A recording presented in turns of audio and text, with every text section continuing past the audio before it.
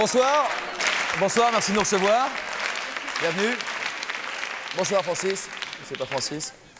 Camarade cadreur, merci d'être avec nous. Si Le Petit Homme, le film qu'on diffusait ce soir à 20h45 sur France 2 vous a touché, si vous posez quelques questions, normalement l'émission de ce soir devrait vous apporter quelques réponses. Nous recevons ce soir des enfants au développement précoce, qu'on appelle également des enfants surdoués, parce que leur QI a été mesuré à plus de 130. Alors plusieurs questions seront posées ce soir, quelques-unes en vrac. Comment détecter ces enfants précoces? Comment les rendre heureux, ce qui est sans doute plus difficile? Comment trouvent-ils les copains avec qui s'entendre? Faut-il les scolariser dans un système à part, privé, spécialisé? Ou au contraire, faut-il les laisser dans un système généraliste, public? Ou peut-on trouver une solution intermédiaire? C'est le cas notamment au Vésinet, qui est le seul lycée aujourd'hui à proposer des classes généralistes à côté de classes spécialisées. C'est public et c'est gratuit, ça fait pas de mal. Je vous présente nos invités de ce soir, en commençant avec toi, Benjamin. On a décidé de se tutoyer ce soir. J'en ai parlé avec tous nos invités qui ont suivi le film religieusement. N'est-ce pas, Livia? N'est-ce pas, Audrey? Je crois que c'est le terme. Et Benjamin, un mot sur le film, peut-être d'abord? Oui, je l'ai trouvé très bien. Il y a pas mal de... Je pense qu'il y a pas mal de choses à dire. Il y a quelques clichés qui ont été repris, des choses, des questions absolument à poser. Mais ouais, c'est pas mal vu, mais je pense que c'est quand même un cas rarissime. Le gamin en question. Le gamin en question, oui. C'est ce que me disait Livia tout à l'heure.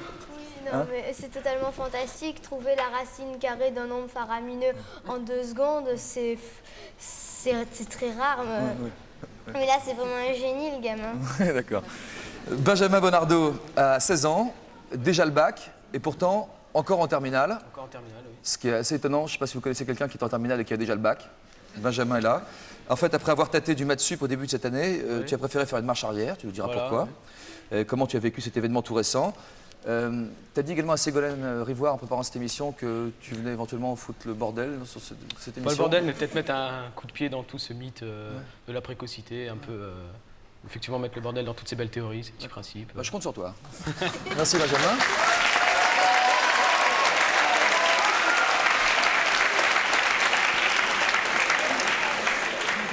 Audrey. Bonsoir Audrey. Presque 10 ans. Oui. Tu as 9 ans et demi. Oui. Compositeur de musique depuis l'âge de 7 ans. Tu as quelques compositions qui sont déposées à la SACEM. Il y a un piano qui est dans un coin, là-bas. Je ne sais pas si tout à l'heure tu as envie de faire une démonstration. Oui, d'accord. Tu as un an d'avance, des bons résultats et tu espères faire du piano ton métier comme compositeur ou comme interprète. On verra plus tard.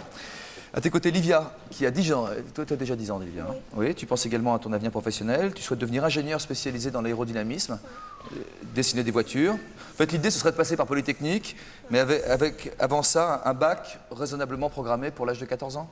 Oui. D'accord.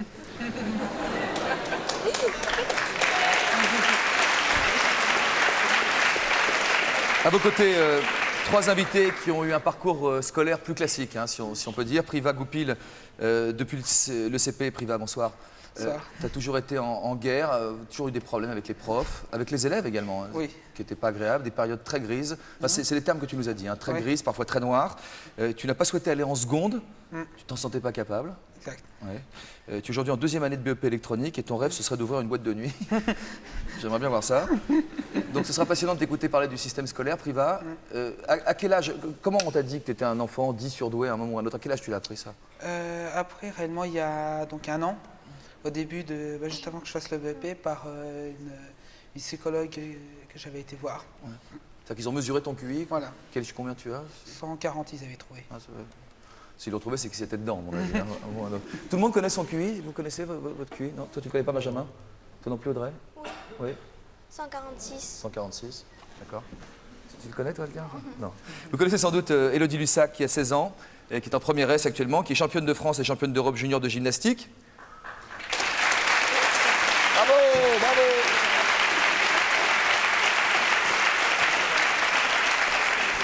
Tu nous diras ce que ça représente d'être championne de son pays dès l'âge de 10 ans, ce que ça représente, même si c'était en junior évidemment. Tu es dans un collège classique qui accueille en parallèle des sports-études.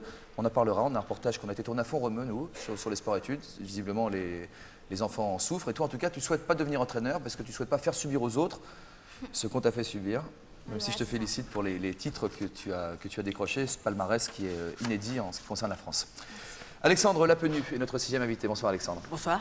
Alexandre, c'est en 6e qu'on t'a informé que tu travaillais plus vite que les autres. En gros, aujourd'hui tu es en 3e, ça se passe bien. Tu n'aimes pas spécialement le travail. Non, non. Non. Tu as d'autres préoccupations dans la vie, ce que tu nous as dit. Et tu voulais savoir combien de spectateurs allaient regarder l'émission ce soir. C'est la question que tu as posée. Ça, c'est difficile, Florian. On n'a pas de réponse vraiment précise là-dessus, en fait. Pour l'instant, on sait qu'il y a beaucoup. Ouais. Mais combien, je ne sais pas. Combien? Non, en fait, ça dépend. Ça va dépendre d'eux, hein, ça va dépendre de vous. Si vous êtes brillant, beaucoup. Si vous l'êtes moins, un peu moins. Ça dépend des émissions, en fait. Donc ça dépend de vous, ça dépend de moi, ça dépend des reportages, ça dépend de l'ensemble de l'émission. J'espère qu'elle sera bien suivie, en tout cas, parce que je crois que les enfants surdoués et précoces ont besoin d'une certaine forme de compréhension et de reconnaissance.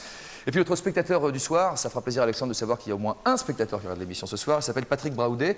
Il est acteur, cinéaste. C'est lui qui a réalisé le film 9 mois, dont on vient de faire un remake avec le fameux Grant. C'est lui qui a réalisé également Génial, mes parents divorcent. Et si on l'a invité, c'est pour son regard tendre et plein de discernement sur l'être humain. Il regarde l'émission et en toute fin, il viendra nous rendre sa copie. Bonsoir Patrick.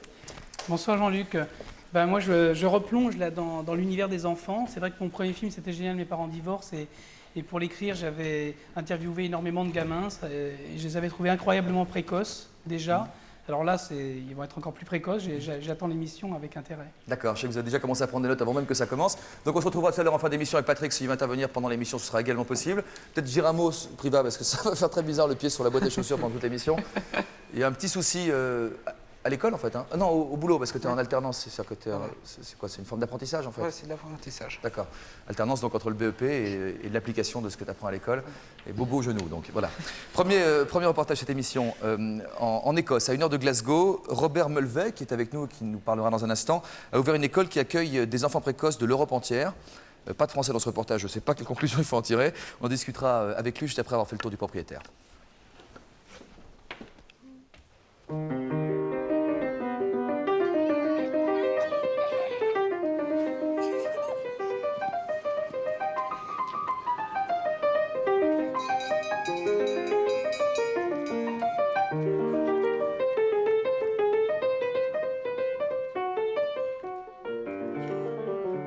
L'école Cademuir de Moniève, à 120 km de Glasgow en Écosse, accepte les élèves dès l'âge de 7 ans en pension pour un montant annuel de 90 000 francs.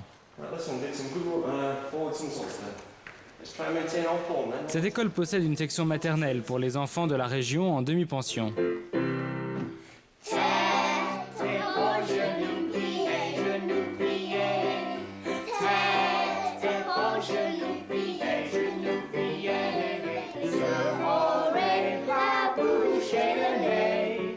Ils ont quel âge, ces enfants? 5 ans. Ils débutent en français. Ils apprennent combien d'autres langues? Actuellement, que le français, mais dans un an, ils apprendront également l'allemand. Et ça, c'est une politique qui existe depuis longtemps ici? Oh, très bien, depuis le début. C'est une école européenne qui restera européenne entièrement. Je ne peux pas garantir que tous ces enfants sont surdoués parce qu'on ne les a pas testés. On a besoin des tests seulement dans les cas où un enfant n'a pas la capacité de suivre à son rythme personnel. Nadia Nikolova, la brune, a 15 ans. Elle est bulgare, elle a un QI de 140. Jessica Smith, la blonde, a 13 ans. Elle est anglaise, elle a un QI de 135. Dans mon ancienne école, j'arrivais à faire tous les exercices très facilement. Je m'ennuyais beaucoup. Rien ne m'amusait. Rien ne me stimulait. Il aurait fallu que je mette 3 heures pour faire mes devoirs, mais je finissais toujours tout en 10 minutes. En vivant avec des personnes considérées comme surdouées, je ne me sens pas du tout différente. Je me sens normale. Et je préfère ça parce que je ne pense pas qu'il soit bon de se sentir différent de qui que ce soit. Je crois que j'ai simplement un don et je suis contente d'être capable de l'utiliser au mieux. L'université, pour les enfants de mon âge, ça peut être bien. Mais pour ce qui me concerne, je suis trop jeune pour pouvoir l'apprécier. Je ne pense pas avoir la maturité suffisante pour m'y sentir bien. J'en ai les capacités, mais je n'y trouverai pas l'épanouissement personnel. J'irai plutôt passer un an en France ou en Allemagne. J'en profiterai davantage.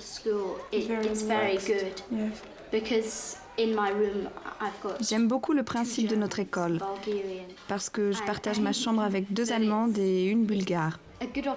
C'est une chance pour moi de découvrir ainsi l'Europe. Cette école est différente des autres écoles se spécialisant dans le domaine des surdoués du fait que nous nous adressons aux besoins de chaque élève individuel, nous offrons non seulement de l'accélération dans les matières où l'enfant est précoce, mais aussi nous donnons un soutien dans des domaines où l'élève en a besoin. Les jeunes qui habitent ici sont chez eux. Ils ont leurs amis ici. Ce qui est arrivé par le passé, c'est que ces jeunes n'ont pas eu d'amis dans leurs écoles. C'est pour cela qu'ils ont été si malheureux. Le plus important, c'est que l'enfant soit heureux dans l'environnement scolaire, qu'il fasse des progrès académiques et qu'il devienne personne humaine heureuse. John a 12 ans, ce qui signifie qu'il est, d'un point de vue scolaire, 3 ans en avance sur son âge. Est-ce que c'est important pour vous deux d'être ensemble dans cette école? Oui, on est toujours ensemble tous les deux. On est frères et sœurs. C'est mieux pour tous les deux parce qu'on ressent moins le mal de la maison en étant ensemble. Quand on est avec son frère ou sa sœur, on peut lui parler si ça ne va pas bien ou dès qu'on a un problème. Ils ont des besoins intellectuels qui dépassent ceux des autres enfants. Mais ce sont des enfants. Sur le plan sentimental, ce sont des enfants comme les autres. See you in the morning. Yes, Be quiet now, okay? Voilà, avant de vous interroger sur votre vie, sur tout ce que vous faites, sur quand vous êtes heureux, quand vous l'êtes moins, je voulais d'abord avoir votre opinion sur une école comme celle-là, Alexandre. Est-ce que ça te donne envie? Pas tellement. Oui, pourquoi? J'aime pas tellement être éloigné de ma famille. Puis je suis très bien là où je suis. Cette école, elle n'est pas faite pour moi. Tu es dans un lycée, tu as la chance d'être dans ce fameux lycée public qui propose des classes spécialisées, des classes généralistes, qui se trouve au Vésinet. Ouais. Le fait de pouvoir côtoyer des enfants qui sont dans des classes, comment on dit, non spécialisées, non spéciales. Normal. Ouais, comment ça se passe la relation entre les différents Très bien, enfants? Ouais. on a plein d'amis dans les autres classes. On est une classe normale vis-à-vis des autres. Ok. Ça t'a fait quoi cette école privée? Le principe de regrouper les surdoués entre eux est bien. C'est justement, comme dit, ça évite de se sentir unique. Mais c'est vrai que l'éloignement de la famille peut poser aussi un problème au point de vue sentimental. Ouais. Est-ce qu'il faut passer par là, à ton avis, pour pouvoir s'épanouir, aller au bout de ses possibilités? Ça dépend. Il y en a qui n'en ont pas besoin, d'autres qui en ont certainement plus besoin. En fait, ça dépend comment chacun réagit vis-à-vis de ça. Ouais. Et toi, qu'est-ce que t'en penses? Moi, j'en aurais certainement eu besoin. Mais d'autres, certainement, n'auraient pas eu besoin parce qu'ils arrivaient à se débrouiller tout seuls. Pourquoi t'en aurais eu besoin, selon toi? Parce que, par réaction de sentiments uniques, moi, j'ai complètement renoncé à progresser. Ouais. Donc, en fait, ça m'a permis de me lancer, tout simplement. Livia, ça t'a fait envie, une école? Pas du tout. Pas du tout. Dis-moi pourquoi, ça va être sympa pour Robert Melvey qui est avec nous, le patron, qui va nous dire un mot dans un instant. À mon avis, il va être bien sous pression. Parce que j'aime pas être loin de ma famille. Ah oui, c'est un problème de pensionnat en fait. Oui, déjà que j'ai du mal à rester loin de ma famille 15 jours, alors vous pensez les revoir que pendant les vacances? Ouais, ça serait un peu dur. Ouais. Et si cette école était une école qui était, imaginons, près de chez toi, tu puisses y aller, tu vois, le matin et revenir le soir, en externe? Ouais, je dirais pas non. Tu dirais pas non? Pourquoi? Parce que elle a l'air bien, elle a l'air de s'adapter bien aux capacités d'un enfant comme nous, alors on devrait être heureux. Mais le fait d'être entre vous, si je peux dire, entre enfants précoces, le fait de ne pas côtoyer les autres enfants, est-ce que ça ne pourrait pas créer un manque en retour? Ben si, quand même. C'est toujours bien d'avoir des gens avec soi. Ben, je pense que dans cette école, il ferait mieux de mettre aussi des classes normales. Ça donnerait l'impression d'être moins seul. Je pense qu'entre précoces, on doit quand même se sentir solitaire. Oui, je comprends ce que tu veux dire. Benjamin?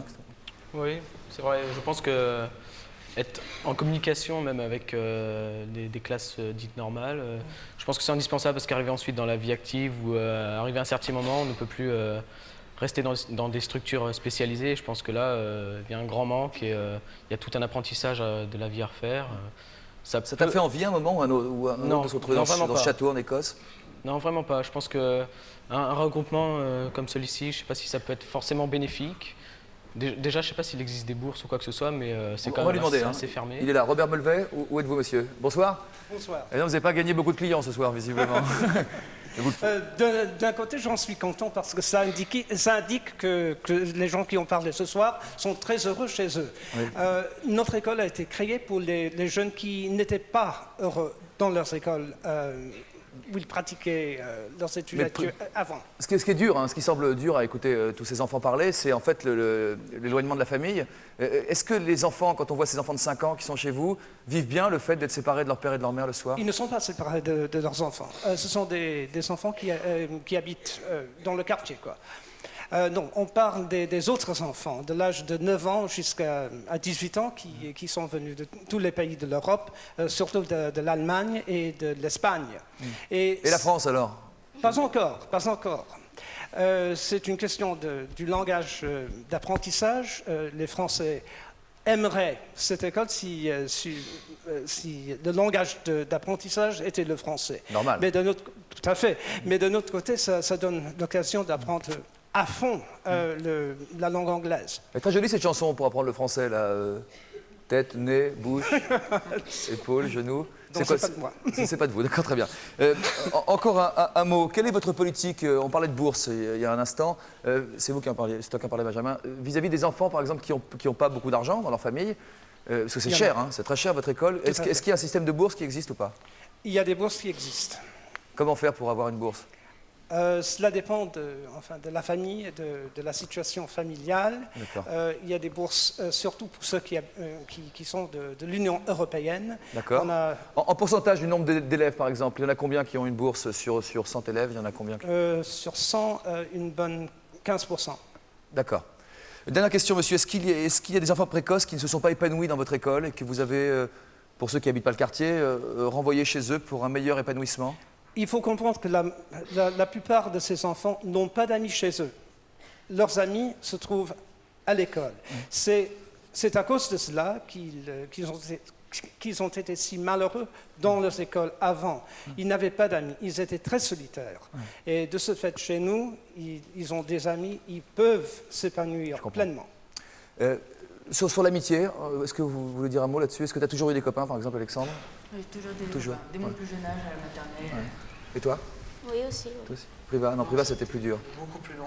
Quand monsieur dit que ses enfants étaient malheureux avant, est-ce que tu comprends Qu'est-ce que tu comprends? Je comprends par rapport à ce que j'ai vécu, en fait. Un isolement qui est assez grand. C'est assez dur à supporter par moments. À partir de quel âge? L'isolement? Oui, à partir de quel âge tu as senti qu'il y avait un petit problème de communication avec les autres? CP, CE1 à peu près. J'étais toujours en dehors quasiment. Et comment ça s'est manifesté? C'est-à-dire, pourquoi tu t'es retrouvé en dehors? À ton avis, qu'est-ce qui a pu se passer? Maintenant, tu es grande, tu es D'une part, un rejet un peu des autres. Et moi, je n'allais pas forcément vers eux par manque d'intérêt. Je préfère rester plutôt discuter avec les professeurs. Donc ça creusait un fossé entre les deux. C'est-à-dire que vous vous intéressiez pas aux mêmes choses? Oui, exactement. Tu comprends ça, Alexandre? Parfaitement. Et comment t'as fait, toi, alors, pour bien te débrouiller, pour avoir des copains tout le temps, dès la maternelle jusqu'à maintenant? Je suis allée vers les autres, je m'intéressais à ce qu'ils faisaient. C'est un peu dur pour Privat, ça. Est-ce que tu allais vers les autres? Est-ce que tu t'intéressais à ce qu'ils faisaient? Justement, peut-être pas assez, mais c'est... T'étais pas aidé, quoi. Tu ne te sentais pas... Voilà. Question peut-être de nature aussi, peut-être de timidité, des choses comme ça. Alors, ce qui est plus bizarre, c'est que tu nous as dit qu'avec les professeurs, ça se passait pas très bien non plus. Alors, pourtant, tu allais vers eux, visiblement, d'après ce que tu me dis. Oui, mais le problème, c'est que j'ai tendance à ne pas accepter... Enfin, j'acceptais pas qu'on me dise que j'ai tort quand j'étais sûr que j'avais raison. Et donc, je tenais tête aux profs. Et ça, en général, ils n'aiment pas du tout. Les profs, ils n'aiment pas, non. Monsieur Melvet, comment ça se passe? Est-ce que les profs sont formés de manière spéciale dans votre école pour pouvoir accueillir des enfants surdoués? Ou est-ce que ce sont des profs qui pourraient donner des cours ailleurs? Le plus important chez nous, c'est que chaque individu, chaque élève est considéré comme une personne individuelle avec son propre rythme scolaire, ses propres besoins, qu'il s'agisse de l'accélération, qu'il s'agisse de soutien. Les deux sont là. Alors, c'est ça le plus important. Et tous les professeurs sont de la même idée.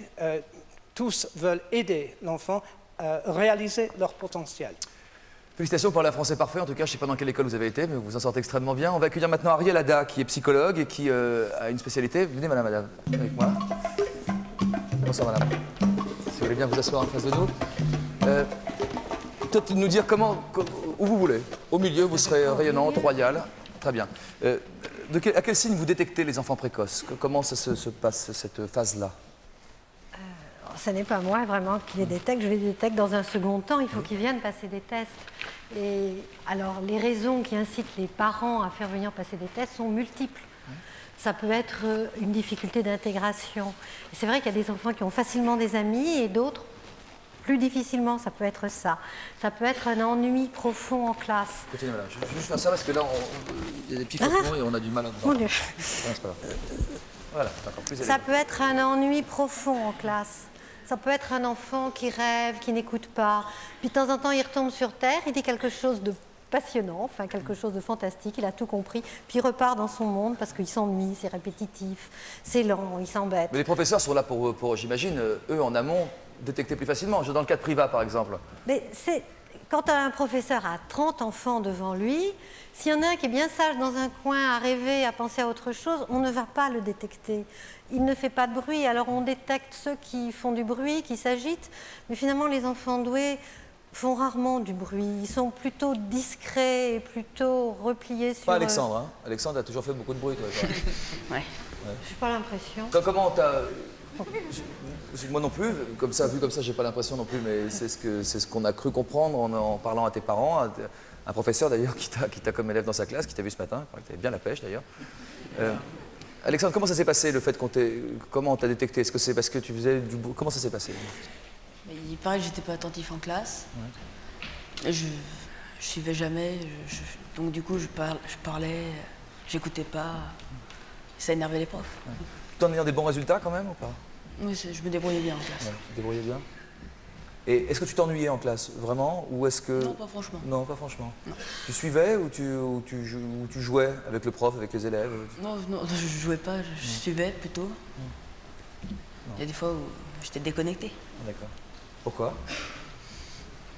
Je sais pas, j'avais pas envie d'écouter. Ok. Quelle valeur accorder à tous ces petits bouquins qui sont disponibles dans le commerce, que vous connaissez sans doute? Test sans stress, tester votre intelligence, vous les connaissez c'est pour adultes. Développer votre intelligence. Oui, mais c'est pour adultes, c'est très bien. Non, je ne connais pas particulièrement, mais c'est très bien pour les adultes. Ça a une valeur, ces choses-là? Écoutez, c'est un bon entraînement pour les gens qui veulent postuler, qui passent des tests professionnels. Et c'est vrai que moi, je conseille aux gens qui me demandent que faire quand ils doivent passer des tests pour un emploi, qui s'entraînent, parce que le principe des tests est toujours le même, hein, c'est un enchaînement logique. Ça veut dire que tous les parents qui ont des doutes sur leur enfant, qui peut avoir des problèmes d'intégration, parce que si ça va bien, a priori, j'ai l'impression qu'on n'a pas vraiment besoin de consulter, c'est quand ça va mal qu'on va aller voir un psy pour essayer de trouver une clé qu'on n'a pas. Quels sont les signes? Ça peut être des signes ça peut être de toutes petites failles. Et les premières failles, c'est en général l'échec scolaire. C'est-à-dire que le primaire, comme Alexandre a bien dit, le primaire, un enfant n'a pas du tout besoin de travailler. Il n'écoute qu'à moitié, il n'écoute même quasiment pas, et il réussit parce que c'est extrêmement facile. Il lit sa leçon une fois, il la sait par cœur, il entend la maîtresse un petit peu, elle a répété 10 fois pour les autres, il a entendu une fois, ça lui a suffi, donc ça marche très bien. Et dans le secondaire, il commence à y avoir des petites failles, des petites fissures, et c'est l'effondrement à un moment donné. Ça peut être en quatrième, ça peut être en terminale, enfin, ça peut être n'importe quel... Ça s'est passé en quelle année, toi, Priva? Ça a été régulier en descente. Ah ouais? À partir de quoi? Du primaire, à partir de la... Du genre primaire, puis après de pire en pire. Donc en plus, par réflexe, pour pas être trop différent des autres, je faisais en quelque sorte exprès de me descendre, pour redescendre à leur niveau. C'est vrai que les enfants sont conformistes de nature, qu'ils souffrent de ne pas avoir d'amis, donc ils veulent être exactement comme les autres. C'est tout à fait raté. C'est un enfermement en soi, c'est mettre tout ce qu'on est, nier sa personnalité, se coller un masque pour ressembler aux autres. Et ça ne donne... Enfin, ça donne une souffrance, ça donne quelque chose qui ne peut pas réussir naturellement. On ne peut pas cacher sa personnalité en permanence. Et effectivement, ça se traduit en plus par un échec scolaire. Mais quand je parlais d'échec scolaire, c'était souvent sur des enfants qui ne s'y attendaient pas du tout, et c'est la catastrophe. C'est la vraie catastrophe, ça entraîne des dépressions. C'est la vraie catastrophe. Cet échec comme ça qui frappe comme une maladie foudroyante qui leur tombe dessus sans qu'ils comprennent. Alors parfois, on se dit que bon, ils ont atteint leur plafond et que voilà, ils vont être orientés. Et parfois, il y a des petites choses qui font penser qu'il vaudrait mieux faire passer des tests. Ouais. Alors, ces tests, ils ressemblent à quoi, hein? C'est quoi ces tests d'intelligence, de QI? Alors les tests pour enfants sont plus diversifiés. Là, ce que vous m'avez montré, c'est des tests de logique pour adultes. Et c'est vrai que quand on veut détecter un adulte qui fonctionne bien, on fait un test de logique. S'il réussit bien, on a de fortes chances qu'il fonctionne bien dans un boulot donné. Dans ce qu'on lui demandera de faire. D'accord. S'il ne fonctionne pas bien, non, parce que c'est un peu l'armature, la logique. Bon, mais pour un enfant, c'est diversifié. Il y a des tests de mémoire, il y a des tests de connaissance générale, il y a des tests de réflexion personnelle, de raisonnement, Tu te souviens du test du QI? Non. Tu ne sais pas les questions qui avaient été posées, etc. Non, je me rappelle qu'on m'avait fait faire un jeu de logique avec des cubes. Ouais. Oui, c'est tout ce que je me rappelle. Il y a aussi des cubes, oui. D'accord. Quelqu'un se souvient de quoi ça ressemblait, Alexandre? Oui, à peu près. Ouais. Qu'est-ce qu'il y avait là? Une question? Est-ce qu'il y a des questions qui...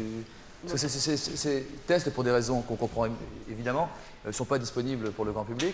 Non. Pas en intégralité en tout cas, pour pas que tout le monde s'amuse à ces jeux-là et qu'il y ait des effets pervers. Mais il y a des équivalences. Raconte-nous, Alexandre, parce que nous, on ne l'a pas vu. On me disait par exemple des suites de chiffres, et je devais les répéter mentalement, à l'envers, à l'endroit.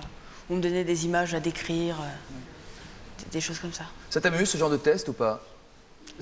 À l'époque, j'avais bien aimé cette séance de test, je m'étais bien amusée. Ouais. Priva, comment ça s'est passé? À peu près pareil, c'était à peu près le même genre de principe que lui. Que question de logique, des suites de chiffres, images. Oui. Le jour du résultat, tu t'en souviens? Quand on t'a donné le résultat? Oui. Ça t'a fait quoi? Ça m'a surpris surtout. C'est-à-dire? Ça m'a surpris. Je ne m'attendais pas à avoir autant en fait. Ouais. Donc, est-ce que ça n'a pas été comme une libération, enfin comme une explication à tout ce que tu avais vécu auprès? Surtout. Ça m'a remis en fait par rapport à ce que j'étais. Donc après, ça a été beaucoup plus facile pour remettre dans un chemin plus régulier. Ouais. T'as compris quoi? T'as compris ce qui s'est passé. Benjamin? Je n'ai fait aucun test, mais je dois dire que je suis assez curieux. Je ne sais pas quelle valeur scientifique on attribue à ces tests. Mais je suis franchement assez étonné qu'on puisse prétendre sonder l'esprit, sonder l'intelligence, qu'on n'est même pas sûr de pouvoir définir, avec quelques tests, quelques cubes. Enfin, maintenant, c'est sûr que ça peut aider à renseigner sur l'esprit logique, une certaine organisation de la réflexion, etc. Bon, certaines s'apprennent, d'autres sont peut-être innées. T'as une vision assez personnelle, mature de plein de choses, visiblement, quand tu parles. Je rappelle pour ceux qui n'étaient peut-être pas là au début que tu as 16 ans, que tu as déjà ton bac et que tu es pourtant retourné en terminale parce qu'à Maths Sup, ça s'est pas très bien passé. Oui, puis surtout, franchement, ça n'a pas spécialement bien débuté, étant donné que j'avais pas pris un bon départ, j'avais pas tout de suite compris que c'était vraiment le maximum de moi qu'on attendait. Et c'est surtout que j'ai des années d'avance, je préfère en profiter, ne pas faire de bêtises, ce serait dommage franchement de gâcher un avenir, donc je préférerais apprendre à travailler, bien me mettre dans l'ambiance, prendre mes marques. Qu'est-ce que tu fais en terminale par exemple? Quand ils t'ont vu arriver, quand on fait entrer un élève au milieu du premier trimestre et qu'on dit voilà, Benjamin qui a déjà son bac mais qui va venir quand même avec vous voir si vous travaillez bien, quoi. Je sais pas comment ça fait. Oui, ça surprend, bien sûr, c'est sûr que si je casse pas la baraque, je vais avoir un peu l'air idiot, mais bon... Mais tu fais sérieusement ta terminale? Tu l'as fait je vais la faire sérieusement, c'est surtout pour réapprendre à me structurer dans mon travail, réapprendre à bien travailler. Je pense que c'est ce qui manque. On dit toujours jusqu'à la terminale, c'est 80% de travail, 20% d'intelligence. Mais arriver dans des classes vraiment supérieures, c'est 100%, ça suffit plus. C'est vraiment 100% de travail, 100% d'intelligence. Et je pense qu'il me manquait le travail. Étant donné que jusqu'en terminale, je pense que l'intelligence, la compréhension, ça peut suffire. Tu sais qu'on peut vite passer pour un prétentieux quand on tient des discours comme cela en disant il fallait tant d'intelligence et tant de travail, il me manquait le travail, tu vois. Non, j'en ai conscience, mais... c'est délicat. Non, j'avais pas forcément l'intelligence, mais je trouve que ça marchait avec une certaine dose de travail. Pas la dose de travail peut-être prescrite, mais bon, tant que ça marchait, j'avais pas forcément des résultats mirobolants. Et tu vas passer le bac? Je pense, oui. Je pense leur se passer, peut-être pour améliorer ma mention. Tu as eu une mention assez bien. Assez bien. Ouais. Mais d'un autre côté, ce serait dommage un peu de se taper la honte en ayant la mention passable. Oui, c'est assez risqué quand même.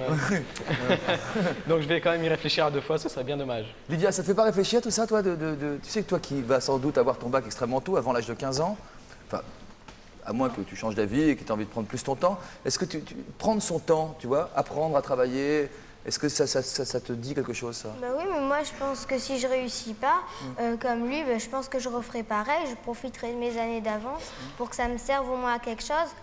Ouais. À quoi, par exemple? À réapprendre à travailler? Oui, voilà. Si je manque d'ordre, je referai une terminale.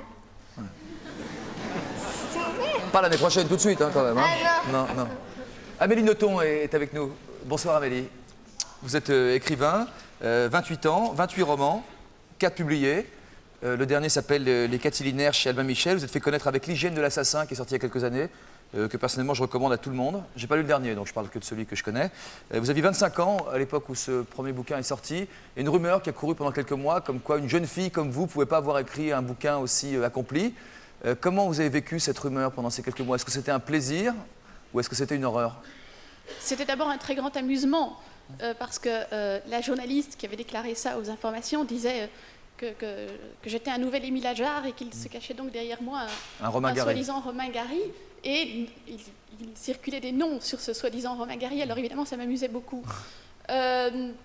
C'est un côté vexant, un peu blessant. Oui, le côté vexant est apparu plus tard. Disons qu'à partir du 4e mois de la rumeur, je commençais à me demander si j'étais vraiment si peu crédible que ça.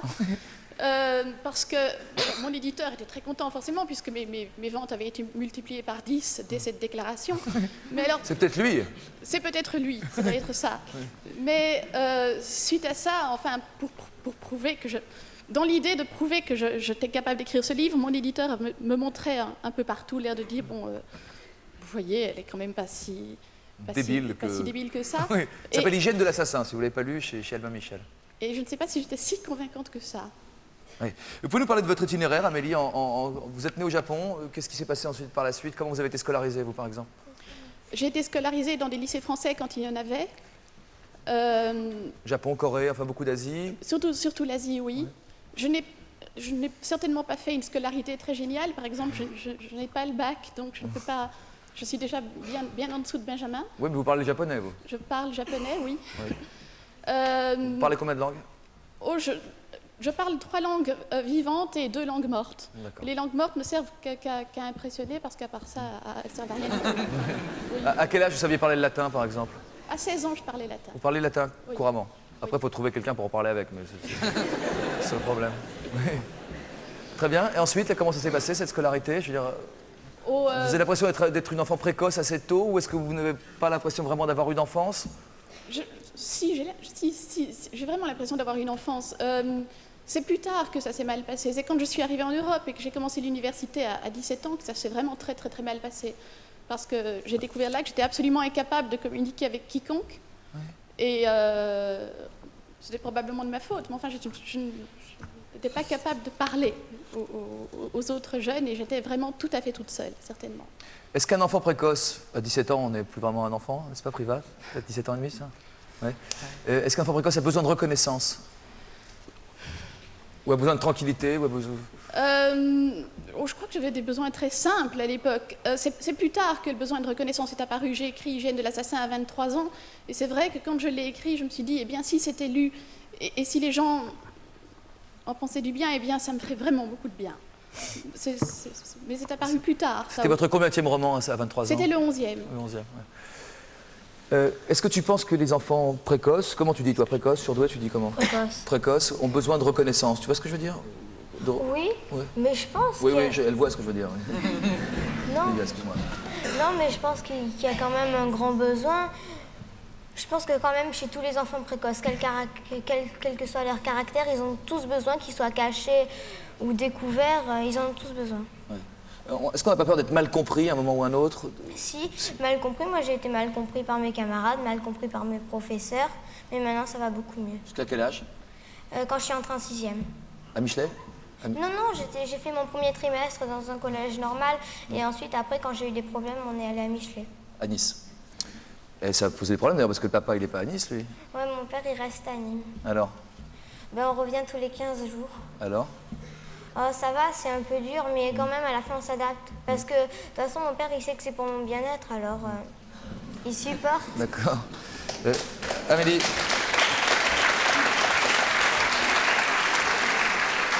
Amélie, quand on est surdoué dans certains domaines, que ce soit l'écriture, les maths pour certains, la gym, le piano pour Audrey, est-ce qu'on n'est pas terriblement déçu quand on s'aperçoit qu'on n'est pas surdoué dans tous les domaines?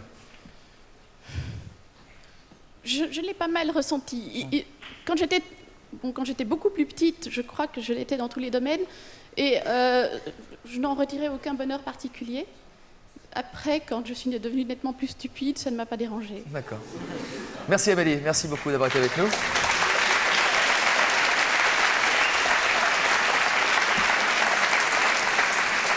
Quand on est surdoué dans certains domaines, bon, vous, visiblement, c'est les matières scientifiques. Oui. Toi, c'est les matières scientifiques. Est-ce qu'on accepte facilement de ne pas l'être dans d'autres matières? De ne pas jouer du piano comme Audrey, par exemple? Je pense que c'est quelque chose qu'on accepte. On n'a pas les mêmes passions. À mon avis, si on est surdoué, bon, disons que si on a certaines facilités en certaines matières, c'est avant tout qu'on est passionné. Et je pense qu'on ne peut pas être passionné pour tout à la fois. C'est quelque chose qui demande énormément de temps. Ce n'est pas non plus un centre d'intérêt unique, mais à partir du moment où on est passionné, là, de grandes choses sont possibles. Même en se passant d'une intelligence extraordinaire, etc., on peut faire de très belles choses. Et vraiment, quand la passion est là, je pense que à peu près tout est possible. C'est quoi ta passion? Ma passion, je dois dire que je me passionne assez facilement, donc je suis plutôt amateur, mais j'essaie de toucher à tout ce que je peux.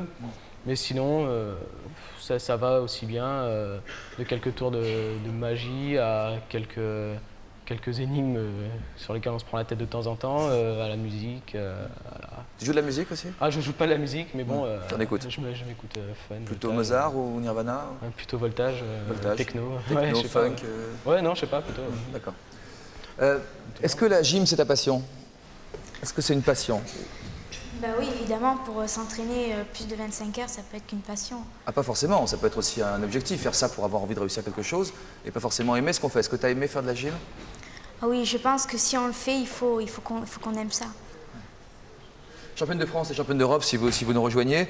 Tu vas regarder, Élodie, ce reportage. J'espère que ça ne va pas te faire trop mal parce que c'est l'entraînement, ça a été dur pendant toutes ces années. Donc tu vas replonger en fait dans l'ambiance d'un sport-études.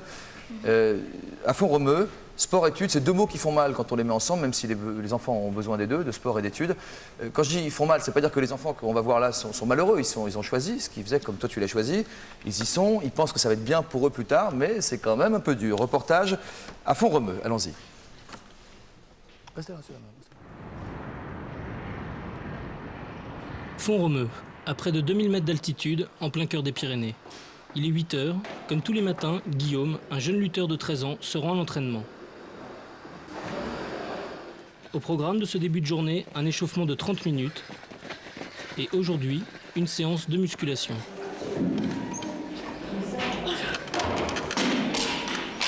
Tu peux essayer comme ça te fait 19,5. Sinon, ceux-là font 20. Les 60 élèves de la section sport-études du lycée sportif de Font-Romeu ont en commun une ambition, un seul objectif, qui est de devenir le meilleur dans leurs disciplines respectives. Mon rêve, c'est d'être champion du monde. Allez. Mais pour ces enfants et adolescents, le prix à payer est à la hauteur de l'ambition. 4 à 5 heures de sport intensif par jour et autant d'heures de cours.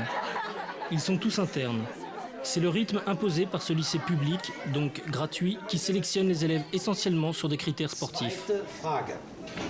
Wie alt bist du? Ich bin 13 Jahre alt, wie bist du? Encore 2 heures de cours après un déjeuner avalé en 30 minutes, puis le sport reprend ses droits. La réussite partout, c'est pas toujours facile. L'objectif, c'est d'arriver au bout en terminale, de réussir le bac et réussir aussi au niveau sportif avec, si possible, une médaille au championnat de France. C'est l'objectif de tous les jeunes qui rentrent ici.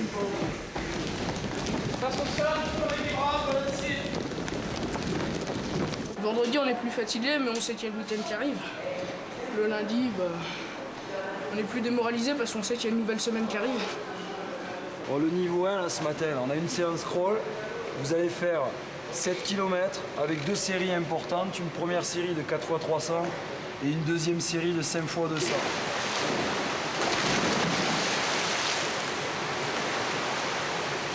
Et je crois que ce qui va les différencier peut-être par rapport à d'autres enfants de leur âge, c'est un objectif dans la vie, un but. Ici on est que des sportifs, donc on vit tous un peu dans le même milieu. Mais quand je retourne chez moi, on me trouve un peu, on prend un peu pour un fou, quoi. À sacrifier 5 heures de ma journée dans un bassin. Je sacrifie du temps, mais je pense que c'est pas perdu. Pour l'avenir? Ouais, pour l'avenir. Mais ça me servira, je suis sûr. C'est bien, mais c'est dur. Il est près de 20h et la journée des futurs champions n'est pas terminée. À l'heure où beaucoup d'enfants dînent avec leurs parents, ici, pas de télé et on fait ses devoirs avant de rejoindre sa chambre vers 21h. Mais concilier études et sport n'est pas toujours facile.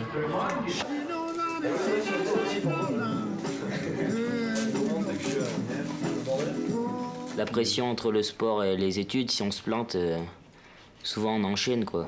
Et on finit par se demander pourquoi on est venu et si on n'aurait pas fait mieux chez soi. C'est entraînement, cours, entraînement, cours. On rentre le soir, c'est pour bûcher pour le lendemain. Et de moment, on se dit, on se pose la question, pourquoi on est là? Je pense que c'est un avantage pour nous pour plus tard, par rapport aux autres. C'est-à-dire on saura vivre tout seul plus facilement que les autres. On s'adaptera à la vie plus facilement. J'ai envie de devenir quelque chose plus tard, j'ai envie de faire quelque chose plus tard dans la vie. Alors vous, qui avez toujours été un peu plus vite que les autres, est-ce que le rythme soutenu, comme on dit à Font-Romeu, est-ce que ça vous attire? Est-ce que ça t'attire, toi, Alexandre? Alors, pas forcément en sport-études, tu vois, mais une école où on boosterait à mort et où les enfants seraient vraiment entre eux. Oui, ça c'est pas mal, ça. C'est mieux que l'autre école écossaise. L'autre école écossaise, c'est votre fête, monsieur. Excusez-nous, je parle au patron de l'école. Mais est-ce que, je sais pas, quand les enfants disent c'est dur, mais je fais ça pour plus tard, qu'est-ce que ça t'évoque, toi? Je sais pas, c'est... Est-ce que tu penses parfois à ça, toi? Plus tard? Ouais. Non, pas tellement. J'évite d'y penser. T'as une idée du boulot que tu voudrais faire, par exemple? Non. Non. Je sais pas du tout. Qu'est-ce qui t'amuse? Est-ce que tu fais des tours de magie comme Benjamin ou t'écoutes voltage ou des problèmes hyper difficiles à résoudre en maths ou en physique? Comment tu t'occupes pour t'amuser? Pour m'amuser, moi? J'ai la télé, j'ai la musique. Je m'occupe, quoi. Ouais. Tu sors, tu bouges, tu fais du sport, Je fais du sport. Ouais. Ça t'a rappelé des choses connues, comme une musique qu'on connaît déjà? Qu'est-ce que tu penses quand tu vois tous ces enfants? Tu penses quoi en voyant un reportage comme celui-là? C'est ma vie, quoi. La vie d'une gymnaste, surtout, parce que bon, on est encore jeune. Donc il faut penser aussi aux études. Donc c'est gym, école, et pas beaucoup de temps libre. Et puis bon, des fois, la famille aussi, on la voit pas souvent et c'est des fois difficile. Comment tu fais pour être en première S déjà à 16 ans en faisant tout ce sport parallèlement? Mais de la 6e à la 3e, j'étais en sport-études. Bon, mes parents, ils m'aidaient beaucoup et j'avais également des copines qui me prenaient les cours parce que bon, quand on rate l'école pour des compétitions, c'est difficile de rattraper après. Et tu t'es accroché, quoi. Voilà, oui, c'est ça. Il faut s'accrocher et il faut avoir, disons, 2 projets, allier l'école et la gym, quoi. C'est quoi le repos quand on fait de la gym à fond et les études vraiment le plus sérieusement possible? Qu'est-ce qui repose le plus entre les deux? Qu'est-ce qui repose? Qu'est-ce qui est le plus agréable? Vers quelle matière tu allais avec le plus de plaisir? Plutôt le sport ou plutôt, je sais pas, les maths, le français? Le sport, j'en avais déjà un peu ma dose, alors bon, le repos, tout simplement. Et tu fais encore du sport, là? Oui. Ça va, le dos? Oui, c'est pratiquement guéri. Ah bon. Et alors, qu'est-ce qui va se passer ensuite, alors? Ça dépend plus particulièrement de la fédération. Et tu étais prête à mettre le paquet pour continuer aux JO, etc.? Là, il faut dire quand même que pour les JO, c'est un peu râpé, si on peut dire, mais bon, pourquoi pas. Tu as encore envie de faire de la gym, en tout cas? Ah ben oui. Ouais. Pourquoi tu veux pas devenir entraîneur? Ce que je dis à tout le monde, c'est que j'ai pas envie de faire souffrir les gyms comme les entraîneurs m'ont fait souffrir. Ouais. Ça fait mal, mais c'est comme ça. Ben oui, surtout que tu as quand même encore envie d'en faire de la gym, c'est ça qui est bizarre. Hein. Vous savez, quand on a passé 10 ans de sa vie si dans je te un dis gym... tu me dis tu, sinon ça va pas aller. Alors c'est dur. Mais quand on a passé 10 ans de sa vie à travailler, à faire de la gym, c'est difficile de laisser tomber comme ça. Quand tu parles de la souffrance qui entourait toute ta jeunesse, ton apprentissage sportif, tu parles pas de ta blessure, tu parles des entraînements. Ou tu parles de ta blessure? Non, la blessure, c'est bon, ça peut arriver. Mais bon, la blessure que j'ai eue, c'est à cause d'un surentraînement et de... Le système peut-être qui pousse toujours voilà. à faire plus. D'accord. Comment tu as été détectée? À quel âge c'est arrivé pour être championne de France à 10 ans? Qu'est-ce qui s'est passé? À quel âge ça a commencé à... J'ai été détectée vers 7-8 ans à peu près. Puis après, je suis rentrée à 10 ans en centre national. Quoi. Et tu as gagné cette année-là? J'étais déjà championne de France quand je suis rentrée au centre de Marseille. Quand tu es devenue championne de France, ça t'a surpris, comme Privat, avec son 140? Ah oui, beaucoup. J'étais la plus jeune. 10 ans, c'est l'âge minimum pour participer à un championnat de France. Donc j'étais allée comme ça pour voir. Et bon, première, c'était vraiment une grande surprise. Quand on vient pour voir, c'est toujours une surprise de finir premier, j'imagine. Est-ce que les autres élèves qui faisaient de la gym aussi avec toi arrivaient à faire les deux à la fois, à faire sérieusement leurs études aussi? Vous savez, quand il n'y a pas les parents derrière, quand il n'y a pas les parents derrière, c'est difficile. Hein. D'accord. Je voudrais bien un peu de piano, moi, non? Que je t'en pense, Audrey. Tu viens? Oh, ouais.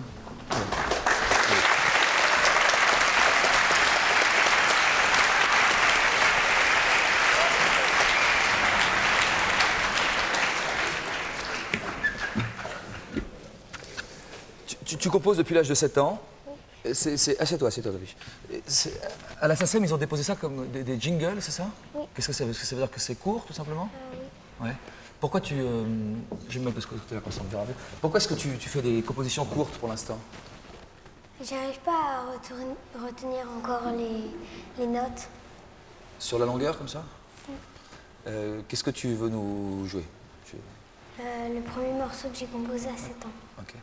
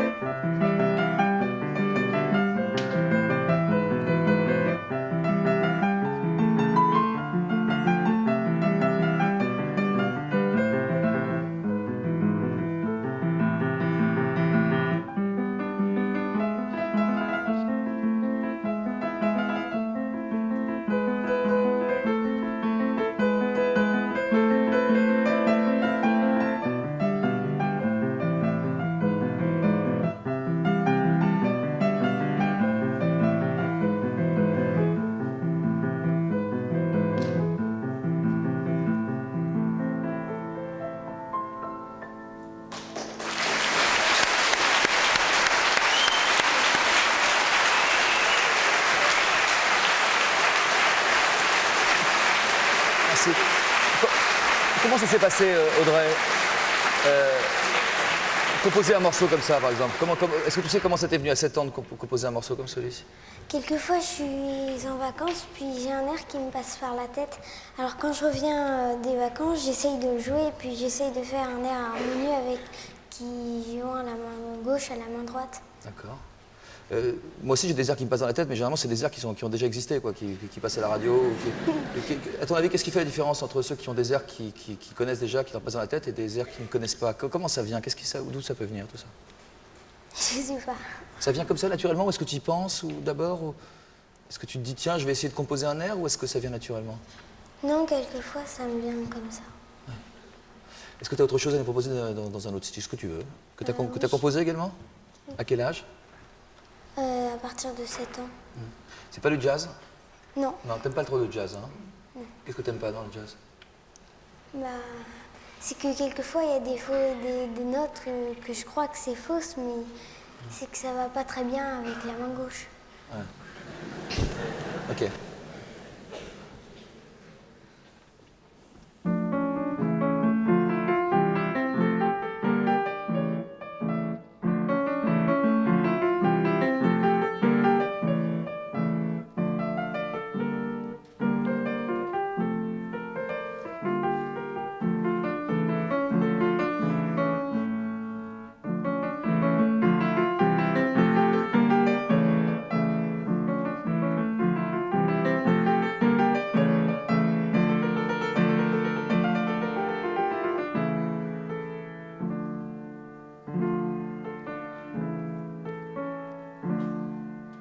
tout ça.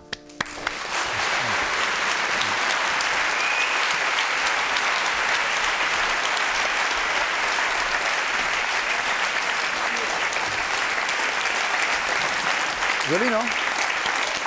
Qu'est-ce que t'as pensé, les gars? Là, j'étais époustouflée. Non, mais là, c'était génial. Quelqu'un fait une remarque encore? Benjamin? Ah ouais, moi, je suis soufflé, quoi. Je me sens bien petit. Tu es dans quelle école? Tu fais beaucoup de piano? Je suis 1 heure par semaine. À l'école. Une heure par semaine à l'école. Redis-moi ça, c'est-à-dire que tu vas 1 heure par semaine à l'école en tout et pour tout? Non, je fais une demi-heure le lundi et une demi-heure le jeudi. Tu parles du piano, Audrey?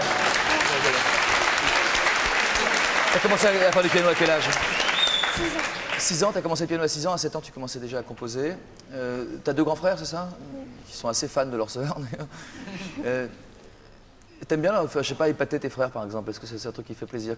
Qu'est-ce qui te fait plaisir quand tu composes tes morceaux et que tu les joues? Qu'est-ce que tu guettes comme réaction? Qu'est-ce qui te touche? Je sais pas vraiment. Ça te fait plaisir que les autres apprécient? Des fois, il y en a qui sont jaloux, mais j'en parle pas beaucoup. Et t'aimes bien que les gens apprécient ta musique, par exemple? Oui. Ouais. Toi, quand tu la joues, par exemple, la musique que tu as composée, qu'est-ce que ça te fait? Je sais pas. C'est quoi? C'est joyeux? T'as l'impression de faire un numéro, d'être en représentation? En tout cas, c'est dingue. C'est vrai, Audrey n'est pas très bavarde. On ne peut pas dire qu'Audrey est très bavarde. Mais quand tu joues du piano, Audrey, ça part tout seul, quoi. Je veux dire, t'as pas le trac. Un petit peu. Un petit peu quand même. Tu caches bien ton jeu. Est-ce que, musicalement, tu arrives vraiment à reproduire la musique que tu as entendue dans ta tête? Oui. Sinon, j'essaye de faire d'autres notes. Ouais. Est-ce que parfois tu peux être déçu par ce qui passe dans ta tête en te disant tiens, je vais essayer de corriger un peu ce qui m'est passé dans l'esprit, faire autre chose? Ou tu essaies vraiment de refaire ce que tu as entendu? Oui. Ouais. Ouais. Est-ce que tu as un compositeur modèle? Quelqu'un que tu aimes beaucoup? Non. Qu'est-ce que tu écoutes comme musique? Du classique. Ouais. Du rap. Ouais. Le piano, c'est dur, le rap. Hein? Non? C'est faisable? Oui. Ouais, bon, on y retourne alors.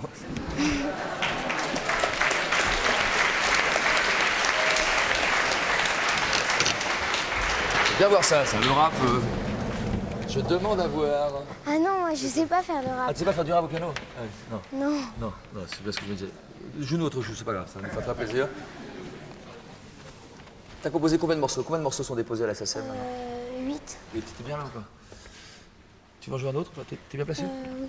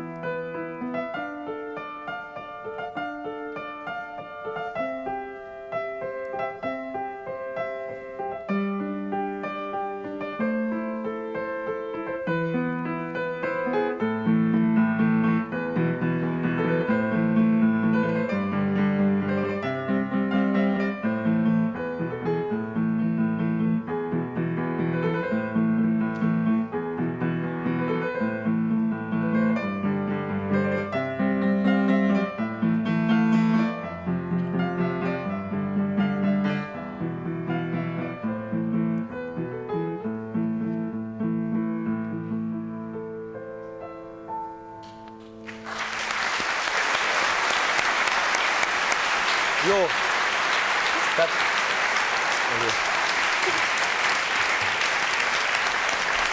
Livia, ça te plaît toujours? Ça te plaît toujours, Livia? Ça te plaît toujours? Ah oui, non, mais c'est génial, j'en reviens pas. Ouais. À Michelet, dans ce lycée qui est donc spécialisé qui reçoit des enfants précoces, est-ce que vous faites de la musique aussi? Non. Non? Musique et dessin, non, on peut pas le faire, c'est trop chargé. Oui. C'est-à-dire combien d'heures de cours par semaine? 36. 36? Et des devoirs en plus? Oui, mais très peu. Très peu? Quand même assez, mais bon, je pense pas autant que dans un collège normal. Ouais. Est-ce que tu as l'impression d'avoir de la chance, d'avoir été détectée tôt, d'être aujourd'hui dans une école spécialisée? Oui, je pense, parce que sinon j'aurais été malheureuse si j'avais continué à être dans un collège normal. Ouais. On va écouter Marie Fabre. Tu vas bien l'écouter et tu me diras ce que tu penses de l'histoire de sa vie, qui est pas loin d'être terminée. Marie, vous venez avec moi ou je ne vous vois plus? Où est-ce que vous êtes? Là. Marie est aujourd'hui secrétaire. Elle a exercé différents boulots. Vous êtes employée de maison aussi, Marie, également, à un moment. Oui. C'est pas glorieux. C'est pas une grande gloire. Bonsoir, j'apprécie-vous. Comment vous avez appris que vous étiez ce qu'on appelle un enfant précoce?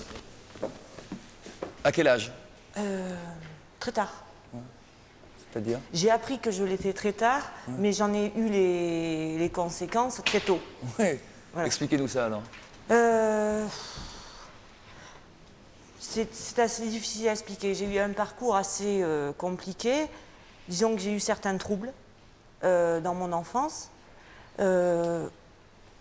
qui m'ont amené à être confrontée à des psychologues, à des psychiatres, Bon. J'ai pas trop su exactement quels étaient les chiffres, j'ai pas su que j'étais une enfant surdouée. La seule chose que je savais, c'était que j'étais un enfant à problème. Et je n'étais que ça. À quel âge vous avez fait ces tests que vous évoquez là? Les premiers à 8 ans. Donc dès l'âge de 8 ans, on savait que vous étiez... quelqu'un savait, quelques-uns sans doute, que vous étiez précoce. Mais on ne vous l'a pas dit? Non. Bon, vous vous sentiez bien qu'il se passait quelque chose de particulier?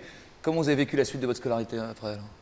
Disons que moi je dois préciser quand même quelque chose, c'est que du fait de mes troubles, qu'on met souvent sur le compte de ma scolarité difficile, mais que je prétends aussi avoir d'autres causes, j'ai été placée dans un établissement médical. Le but, c'était pas d'aller à l'école, c'était de m'aider. C'était de m'aider à me structurer et surtout à ce que je retrouve le sourire. Donc j'ai été pendant 3 ans dans un établissement, j'étais pensionnaire. Quels étaient les points communs des enfants qui étaient dans cet établissement? Qu'ils étaient tous en souffrance. Tous avec des problèmes, mais tous. Pas forcément liés au fait qu'ils soient précoces ou surdoués? Non. La seule raison de notre présence, c'était qu'on était en souffrance et qu'il était impératif de nous aider. Maintenant, les adultes qui nous ont entourés n'ont jamais pris aucun compte de tests de QI. Ils le savaient. Le seul intérêt que ça pouvait avoir pour eux, c'était juste de les aider dans leur diagnostic. Je crois que le meilleur médicament qu'ils nous ont donné, c'est l'amour et le respect. Et j'insiste sur ce mot du respect. Ils ne nous ont pas traités comme des surdoués ou comme des sous-doués. Ils nous ont traités comme des êtres humains à part entière. Et dont l'intelligence que nous pouvions avoir pour certains n'était qu'une composante de notre personnalité.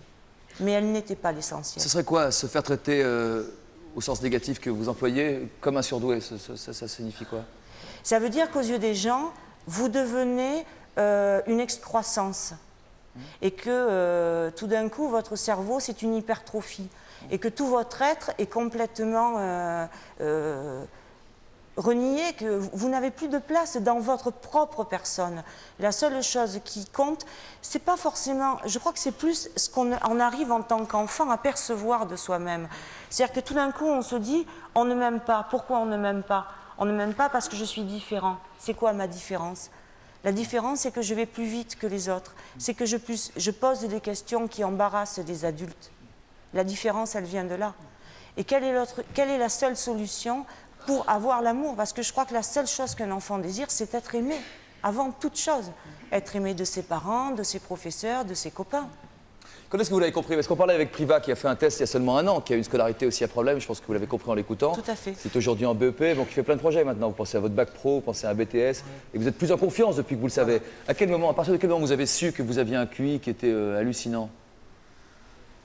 À quel âge vous l'avez su? Le QI hallucinant, je l'ai appris à 4 ans, je crois. Il y a 4 ans? Oui. C'était quoi le chiffre? Je ne vous le dirai pas. Si, moi je le sais. Eh bien, vous le gardez pour vous. Je le garde pour moi, vous voulez pas le dire? Non. C'est en tout cas le QI le plus gros qui est sur ce plateau. Je ne vais pas plus loin, d'accord. C'est un très gros QI, Olivia. Est-ce que tu as des questions à poser à cette jeune fille, cette jeune femme? Non. On continue alors. Pourquoi vous avez cessé brutalement, par exemple, de lire pendant une année entière? Qu'est-ce que ça signifiait de dire, bon, bah, allez, j'arrête de lire, c'était quoi? Pour se rapprocher des enfants, pour... Disons que cet arrêt de la lecture, notamment, s'est fait très peu de temps après que j'ai quitté mon petit nid douillet de pensionnaire. Et j'ai eu certaines difficultés à revenir dans un milieu normal. Je crois que j'ai envie de vous raconter un peu une histoire drôle, parce qu'il faut quand même en rire, et rire de soi-même. Vous savez, c'est l'histoire du fou qui est à l'hôpital, et il est là parce qu'il se prend pour un grain de maïs. Et alors un jour, le docteur lui dit, t'es guéri, maintenant tu peux sortir et tu vas rentrer chez toi. Et le type, il s'en va, il est vachement content, il est sûr qu'il est guéri.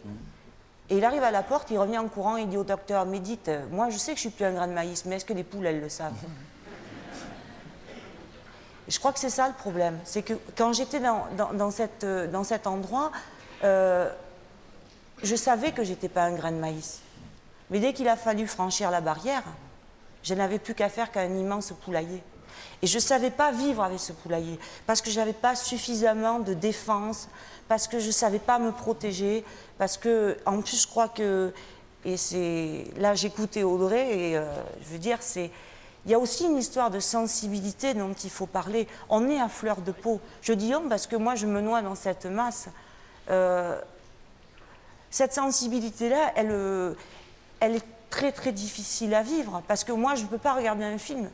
Parce que je pleure, parce que je pique des crises, parce que je ne peux pas écouter Audrey, parce que j'avais envie de pleurer. Alors vous imaginez, si j'arrivais, le maquillage, ça coule et tout, ça aurait été horrible.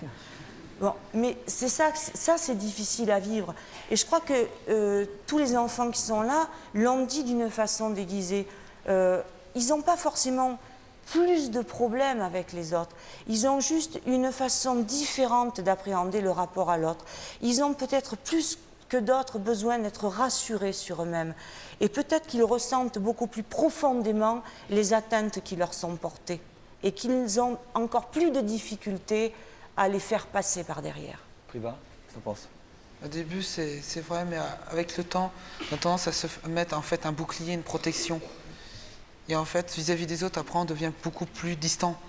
Donc après, pour retourner, pour refranchir, c'est extrêmement dur. On se fabrique, je ne sais plus qui c'est qui l'a dit tout à l'heure, un masque, et c'est vraiment extrêmement vrai. On se fabrique une image pour les autres et qui nous protège en même temps. Mais au BEP, tu arrives à t'amuser aujourd'hui dans tes études? Je sais que tu les fais avec plaisir, tu es dans des matières en tout cas que tu apprécies. Oui. Comment ça se passe? Il y a une petite compétition? Comment tu... En fait, on s'est mis en compétition avec 2 ou 3 autres élèves qui ont à peu près la même vitesse. Et en fait, on fait des courses aux notes pour en fait se motiver chacun. Ce qui permet c'est moins difficile de travailler dans ces conditions-là. Le masque dont on parle là, ça te dit quelque chose, Alexandre, ce masque? Non. Non. Elodie? Non. Ça te dit rien du tout? Tu vois, ce masque, avoir envie de se cacher pour pas que les autres vous perçoivent, se protéger? Je pense qu'il y a certains enfants précoces qui sont hypersensibles. Enfin, de toute façon, ils sont tous hypersensibles, mais qui se prennent pour des, je sais pas moi, pour des caïds, je sais pas, mais bon, pour des grands, en fait, sous une apparence de dur, en fait, ils sont hypersensibles. Ils se défendent comme ils peuvent, quoi. Est-ce que vous pensez que vous auriez pu... Est-ce que le système scolaire tel que vous l'avez connu, tel qu'il vous était proposé, donc laïque et gratuit, le système public, aurait pu vous permettre de mieux vous épanouir? Est-ce que vous avez eu, je sais pas, est-ce que vous avez eu pas de chance, tout simplement? Ou est-ce que le système et vous, ça pouvait pas marcher de toute manière? Je crois que rien n'aurait pu marcher, et rien n'a marché parce que j'avais une mauvaise opinion de moi-même. Et que... j'étais tellement malheureuse d'être... Est-ce qu'on n'aurait pas pu vous aider, pardon de vous couper, mais que ce soit vos parents, que ce soit un prof, J'ai été aidée, copain. Mais avec la meilleure volonté du monde, même si vous me dites, Marie, vous êtes très bien, si moi, au fond de moi-même, je pense que je suis quelqu'un de pas bien, que je suis méchante, vous n'y arriverez pas. C'est à moi à faire le travail. Et ce travail-là, on ne peut pas le faire quand on est enfant, parce qu'on n'a pas la maturité affective nécessaire. On peut comprendre des théorèmes de Pythagore, mais ça sert à quoi? À rien. À rien tant que vous n'arrivez pas à être en connexion avec vous-même, c'est-à-dire à reconnecter tout ce qu'il y a dans votre être, votre affectif, votre sensibilité, votre intelligence, et à vivre en harmonie avec vous-même et avec les autres. Qu'est-ce que tu en penses, Benjamin? Je pense qu'on a touché l'un des problèmes les plus importants, qui est la sensibilité. Je pense qu'un enfant est avant tout un enfant. Le domaine scolaire, c'est pas le domaine le plus important à cette époque, je pense. Et je pense qu'un enfant qui est intelligent est d'autant plus sensible. Un enfant, ça a besoin d'affection, ça a besoin d'être suivi. Et je pense que là-dessus, c'est l'un des gros problèmes de compréhension. C'est qu'en fait, on considère un enfant précoce, donc il est censé être plus mûr, plus moralement plus solide. Ouais. Mais non, je pense que c'est tout le contraire. Ils ont au moins autant besoin d'aide que de soutien que les enfants dits à problème ou ayant du retard. Et je pense que c'est pas spécialement un avantage. Il y a besoin de la même manière de structures peut-être adaptées ou plus adaptées en tout cas. Et je pense que c'est là par exemple que le lycée Michelet dont on parlait tout à l'heure est vraiment très, très bien constitué. C'est-à-dire qu'il y a vraiment un suivi pédagogique, il y a une ambiance tout à fait bien posée. Lycée dans lequel Olivia. Et dans lequel j'étais encore jusqu'en terminale. Ouais. Et franchement, moi j'ai eu qu'un seul regret, c'est de ne pas l'avoir connu plus tôt. Ouais. Je dois dire qu'il y a un tel... Jusqu'à la troisième, il y a vraiment un suivi adapté aux enfants précoces, quelque chose qui manque cruellement peut-être au système scolaire en ce moment. Et il fait abstraction. C'est un établissement privé. C'est un établissement privé, tout simplement parce que on ne peut organiser ça au niveau national, tout simplement parce que les décisions adéquates n'ont pas été prises. Et donc, à partir du moment où on va avoir une structure adaptée, c'est malheureux à dire, mais il faut entrer dans le privé. Il y a une exception quand même. Hein. Oui, il y a une exception. En fait, je pense à Las Planas, à Nice. Non, moi je pensais au lycée du Cèdre, au Vésinet. Alexandre, tu peux nous en parler, dire un mot? Est-ce que tu as l'impression que la classe dans laquelle tu n'es pas l'école entièrement, parce que les classes sont mélangées, il y a les spéciales et les normales, oui. Est-ce que ça se rapproche un peu de l'ambiance de l'école en Écosse, de l'école sport-études, du lycée Michelet tel que tu le découvres à travers ce qu'on te raconte? Tu en as sans doute déjà entendu parler, j'imagine. Oui. Ouais. Non, notre classe, c'est une classe tout à fait comme les autres, sauf que nous sommes des élèves qui travaillent un peu plus vite, donc on a besoin d'approfondir certaines choses. Tandis que d'autres voient des choses plus superficiellement. Ok, on va en discuter avec ton professeur, si tu veux ajouter des éléments. Il s'agit de François-Michel Durazo, qui est là. Où êtes-vous, François-Michel? Bonsoir, monsieur. Vous êtes agrégé de lettres classiques, prof de français, latin, grec. Vous occupez de 2 classes, dont celle dans laquelle est Alexandre. Alexandre, oui. Une troisième. Oui. Vous leur donnez des cours de quoi? Qu'est-ce qu'il y a? C'est l'horreur, Alexandre? Je te rappelle ce matin, non? Je suis le professeur d'Alexandre, oui. Professeur de latin d'Alexandre depuis 3 ans. Et j'ai été son professeur de français en 6e. D'accord. Et cette année, donc, je fais ma 5e ou ma 6e classe, je crois, de 6e. Oui. Donc, j'accueille les nouveaux arrivants. Nouveaux arrivants. Vous enseignez donc, je l'aurais dit une dernière fois, au lycée du Cèdre, au Vésinet. Au collège du Cèdre. Au collège, pardon. Oui, jusqu'en 3e, au collège, d'accord. Donc, seul collège public a proposé des classes spéciales. Vous êtes porté volontaire pour encadrer ces jeunes gens au tout début. Pourquoi? Pour le sport, pour le plaisir? Pour le plaisir, pour le défi, oui, le défi qui consiste à devoir s'adapter à des enfants. Et parce que j'ai été sensibilisé aux problèmes dans mon expérience passée, j'ai rencontré souvent donc, des enfants qui étaient en souffrance, qui étaient décalés par rapport aux autres. Et ça m'a vraiment intéressé. Comment préparer des cours pour des enfants comme ceux-là comparés aux enfants classiques? Je pense que nous ne sommes pas des surprofs. Donc nous faisons un travail de professeur relativement normal. Je pense que c'est plutôt notre esprit qui doit s'adapter. Notre cours, enfin nous avons une grande ouverture d'esprit. Oui. Je pense que nous devons nous adapter à leur soif de savoir, à leur volonté d'aller plus loin. Comment, professeur?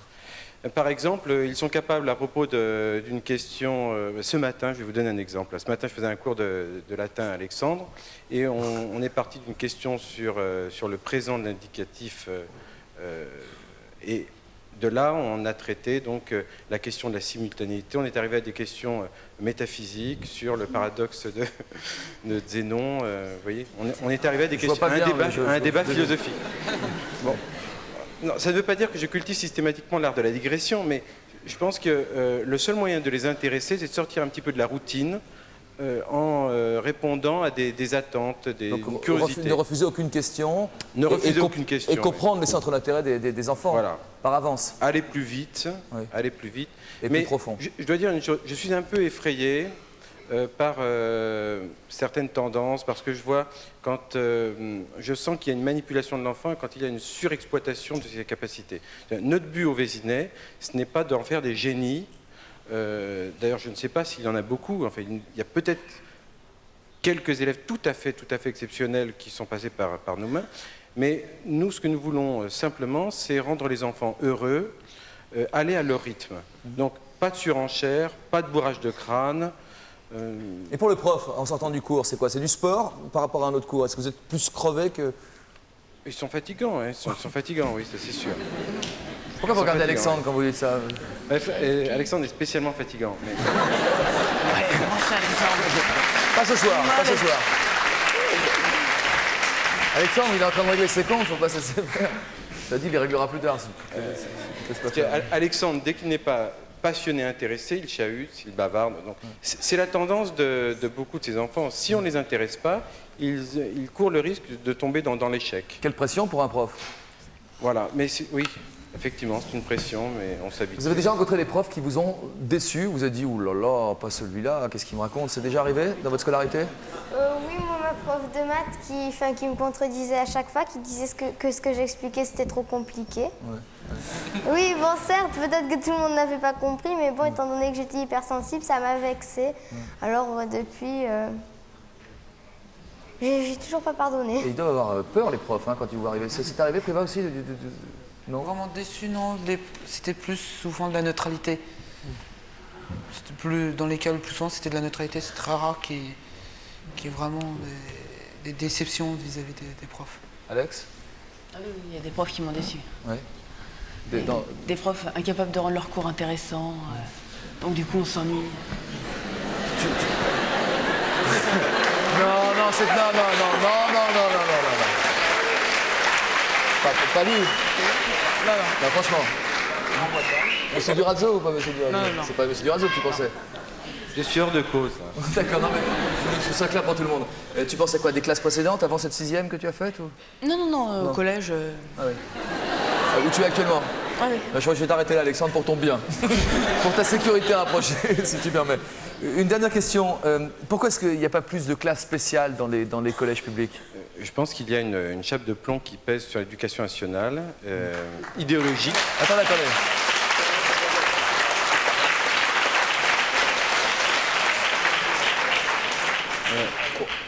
L'éducation nationale n'a pas peur de développer le sport, de développer la musique, de développer des qualités qui ne sont pas des qualités purement intellectuelles. Et oui, je sais que je suis sur un terrain miné. Ouais. Mais en fait, il y a des préjugés parce que l'intelligence fait peur. On a peur de faire de l'élite, on a peur de faire de l'eugénisme, on a peur de tomber dans des théories qui seraient douteuses. Et en fait, il ne s'agit pas du tout de cela. Ce dont il s'agit, c'est de permettre à des enfants d'aller à leur rythme. Ce que nous voulons, c'est ne pas mettre la même paire de chaussures, de ne pas mettre du 38 à tout le monde. Il y a des gens qui ont des pieds plus ou moins grands, et c'est la même chose pour les qualités intellectuelles. Donc, je pense que l'éducation nationale aurait intérêt à s'intéresser au programme de ces enfants, à éventuellement faire des économies en leur faisant des horaires adaptés, des cycles peut-être un peu plus courts, mais c'est mon idée personnelle, hein, je ne représente pas le... Madame Cotte est avec nous, peut-être que vous pouvez ajouter un mot, Madame Cotte. Bonsoir, c'est vous qui êtes à l'origine de la création de ces classes spéciales à Vésinet.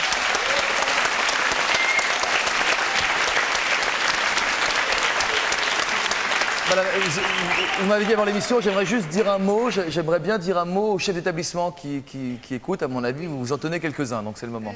D'abord, je voudrais dire un mot à Monsieur le ministre de l'Éducation nationale. D'accord, qui n'a pas pu venir. C'est vrai qu'on a contacté le ministère et le rectorat, on a eu beaucoup de mal. C'est vraiment un sujet très sensible. Hein, c'est un sujet très sensible, mais aujourd'hui, nous avons des témoignages de petites filles qui ont été en classe sport-études. Donc, on reconnaît un enfant surdoué en sport. Il y a des enfants qui font de la musique, il y a de nombreuses classes musicales. Les enfants sont reconnus quand ils sont bons en musique. Par contre, quand ils sont intellectuellement précoces, ils ne sont pas reconnus. Et là, il n'est pas normal que dans toute la France, il y ait une seule classe dans l'enseignement public. Il y en a quelques-unes dans l'enseignement privé sous contrat et une dans l'enseignement hors contrat. Mais dans l'enseignement public, Il n'y en a qu'une. Alors j'appelle monsieur le ministre et je lui demande de faire un effort pour qu'il y en ait un peu plus. Est-ce que les chefs d'établissement peuvent le faire de leur propre initiative, oui, par exemple? Absolument. Parce que dans le cadre des projets d'établissement, il est possible de faire des aménagements et ce que nous avons fait, nous l'avons fait dans le cadre d'un projet d'établissement. Alors j'espère que je serai entendue. Entendu, Madame Cotte. Merci. Merci. Quelques réactions du public. Sylvia, vous voulez dire quelque chose? Allez-y, je vous en prie. Je voudrais dire que l'information n'est pas donnée. C'est-à-dire que l'information touchant l'intelligence n'est pas donnée et que l'intelligence n'est jamais reconnue comme telle. On dit qu'un enfant est astucieux, qu'il est malin, qu'il a des bonnes idées, mais on ne le reconnaît pas forcément comme précoce. Et on pense toujours qu'un enfant doué sera un petit monstre. Et on n'imagine pas du tout qu'il est un enfant comme les autres, qui pleure, qui se fait mal, qui a des copains, qui est déçu.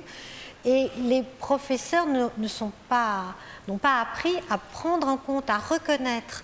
C'est-à-dire qu'ils nient, et comme disait Marie, ils renvoient à ces enfants une image complètement abîmée et négative. Ils ne voient que l'aspect négatif. Et c'est ça qui est le plus grave, c'est que ça n'est jamais pris en compte. Même avant de faire des classes, ce qui demande une configuration positive de quantité d'éléments, avant, on peut déjà, dans certaines classes, prendre en compte la maturité d'un enfant. Et c'est jamais fait. Il y a beaucoup de questions, on essaye d'en faire passer le maximum. Là, celles qui reviennent souvent, c'est comment l'entourage, la famille, les frères, les amis vivent-ils cette différence surtout envers les autres. Cette précocité. Précocité. Qui veut parler de ses frères et sœurs? Privat, t'as des frères et sœurs? Ouais, j'ai un frère et une sœur. Ouais. Avec eux, ça se passe assez bien. Bon, avec ma sœur, on n'a pas fait de test sur elle, mais elle est certainement aussi douée que moi, par sa vitesse. Mais elle le supporte beaucoup mieux, donc on ne lui a pas fait de test vu qu'elle suit normalement. Sans aucun problème vis-à-vis des autres. D'accord. Quelqu'un veut répondre, Benjamin? Tu veux dire un mot là-dessus? J'ai pas mal de frères et sœurs, mais je dois dire que c'est pas une différence qui se vit au niveau national, au niveau familial, je veux dire. Il est tard, nous sommes en direct ce soir. Il est presque. Je veux dire, pas si tard que ça. Dans le domaine familial, c'est pas une différence. C'est une caractéristique. On est tous uniques, on est tous. Il y en a qui savent jouer du piano merveilleusement parfois. Il y en a qui dessinent très bien et il y en a qui ont quelques facilités dans divers domaines. Mais j'aimerais revenir sur quelque chose qu'on a dit tout à l'heure au niveau de. On a interpellé, j'ai vu le ministre, etc.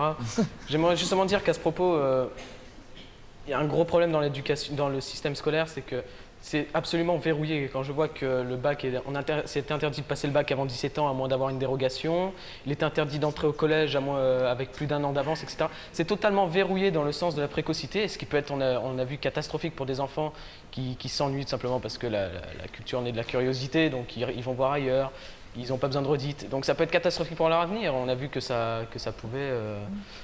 Et c'est totalement verrouillé, alors que bien sûr, on peut redoubler 2-3 fois chacune des classes, etc. C'est sûr que ça fait beaucoup plus joli dans un programme électoral. Ou avoir son bac à l'ancienneté. Ouais. Oui, ça fait beaucoup plus joli dans un programme électoral de dire qu'on va aider ceux qui ont des problèmes, etc. Mais bien sûr, on ne va pas dire on va aider ceux qui, soi-disant, sont aidés par la nature, ont quelques facilités. Mais c'est à double tranchant. Je pense qu'il y a vraiment quelque chose à faire. On est dans un vent de réforme. Je pense que c'est vraiment le moment ou jamais de déverrouiller un petit peu tout ça, de chercher à se décoincer un peu, à essayer d'en parler librement, à le démystifier un petit peu, à foutre un coup de pied dans tout ce mythe. Ok Benjamin, c'est très clair. Florian. Flo, c'est bien? Oui, j'ai encore une petite question, après je passe la main à Florian. Est-ce qu'il y a eu des études concernant l'hérédité? Est-ce que ça peut être héréditaire justement? Dans celle-là, je la garde pour plus tard parce qu'il y a un généticien qui va arriver dans quelques instants. On vous la garde. Il y a évidemment pas mal de questions sur l'origine de la précocité, ça fascine tout le monde, notamment Sandrine, qui nous demande d'où vient la précocité, de l'environnement de l'enfant, d'un développement précoce du cerveau. On la mangera plus tard celle-là. Je vous la garde celle-là aussi, je la mets de côté. On la mangera à 4 heures. Ok, alors autre question, je ne sais pas si celle-là vous la gardez pour plus tard. Est-ce que le quotient intellectuel est une réelle preuve d'intelligence, sachant, alors exemple d'Olivier, que Sharon Stone a un QI plus fort que Valéry Giscard d'Estaing, et de bien plus jolies jambes d'ailleurs aussi. Ça m'étonnerait que cette jeune fille connaisse les jambes de Valéry Giscard d'Estaing. Vous voulez répondre à cette dernière question? C'est une vraie question. Je ne connais pas Sharon Stone, mais même si je n'ai pas toujours les idées de M. Giscard d'Estaing, c'est en tout cas un homme extrêmement intelligent. Et bon, c'est vrai qu'il n'est peut-être pas pourvu par la nature de certaines grâces. Toutefois, gardons-lui ses qualités. Ça, Je voulais également dire et qu'il y a quelque des voix, chose.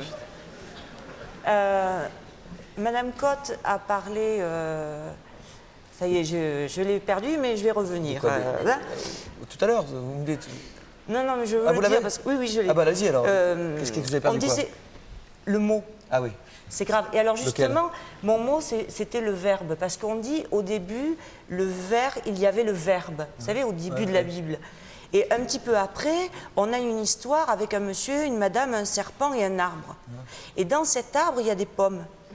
Mais ce n'est pas des pommes, c'est l'arbre de la connaissance. Et Ève, elle a mangé le fruit de l'arbre de la connaissance. Et à cause de ça, on accouche dans la douleur et tout ça. Bon. Et moi, je dis qu'en fait, pourquoi est-ce que l'intelligence, ça fait peur? Pourquoi les enfants précoces font peur? Parce qu'ils réitèrent le péché originel. Et que, par leur action, ils sont en train de faire quoi? De vouloir prendre la place de Dieu. Parce que pourquoi Dieu les a punis? Parce qu'ils voulaient prendre sa place, quand même. Bon. La preuve est que la connaissance... Allez-y, continuez. La preuve est que la connaissance fait peur, puisque toutes les dictatures qui s'établissent ont pour habitude d'assassiner systématiquement tous les intellectuels, tous les écrivains, tous les poètes, tous les peintres, tous les musiciens, tous les gens de savoir. On va maintenant parler du rôle des parents. Je pense qu'il y en a quelques-uns qui doivent attendre ça depuis pas mal de temps, avec un peu d'impatience. Des parents qui ont un enfant ou des enfants précoces. On va écouter une maman qui a par exemple 3 enfants précoces. Et comme toi tu disais, Priva, probablement que ta sœur est précoce aussi. Il y en a qui tombent sur des nids, si on peut dire. L'exemple de ce reportage est atypique, mais la maman qui s'exprime devrait quand même vous faire réagir. En fait, atypique parce que les enfants ne sont pas précisément précoces, mais projetés dans un monde d'adultes. Ce sont des enfants qui font de la pub, des photos, du cinéma. Regardez ce reportage. Luc de Rosière. Coucou mon amour. Il est l'heure, hein? Madame Crène a 3 enfants qui sont inscrits dans une agence de mannequins et comme ils sont adorables, ils enchaînent films publicitaires, photos et longs métrages.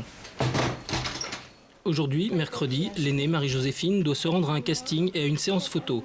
Une journée bien remplie. Nini, toi tu manges, t'as rien mangé encore. Le pain de mie qui va sauter, c'est pour moi, d'accord, maman? J'ai fait un film, un long métrage. Et puis, il y avait même quelqu'un qui m'appelait ma petite princesse. J'ai trouvé ça sympa en plus, alors je vais en refaire et puis je suis pas intimidée devant les caméras. Elle dit que c'est sympa, mais je crois qu'il n'y a pas d'autre mot. C'est juste sympa. On a rencontré des gens gentils, on en a un souvenir fabuleux. Bon, alors on va au casting? On va au casting. Et je crois même qu'on n'est pas très en avance.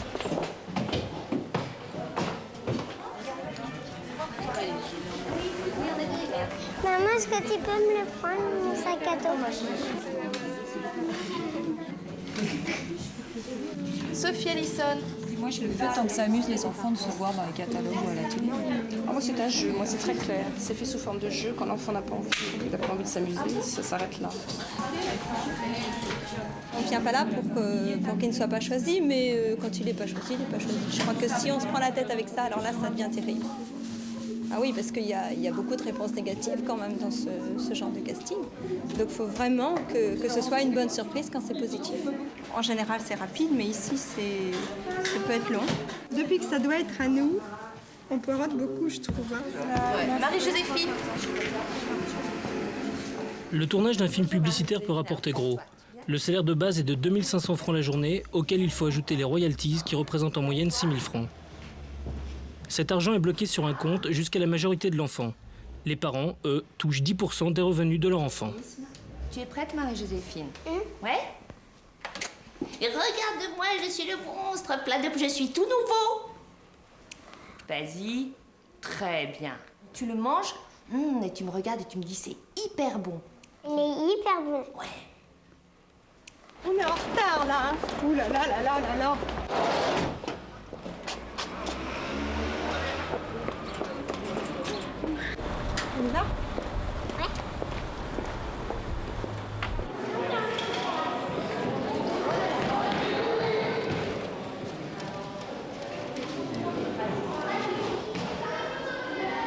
pas très coquette.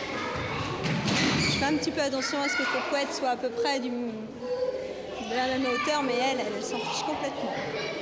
Elle ne regarde que ses petites dents qui poussent dans la glace. C'est tout. Sinon, elle ne se regarde jamais dans la glace. Mais tes tennis. Contrairement à ce que l'on pourrait croire, la vie d'artiste n'est pas de tout repos et les salaires ne sont pas toujours aussi élevés que dans la publicité. Une séance photo rapporte en moyenne 500 francs pour 2 heures. Oui, et plus près, plus par là. Voilà. 1, 2, 3. 1, 2, 3.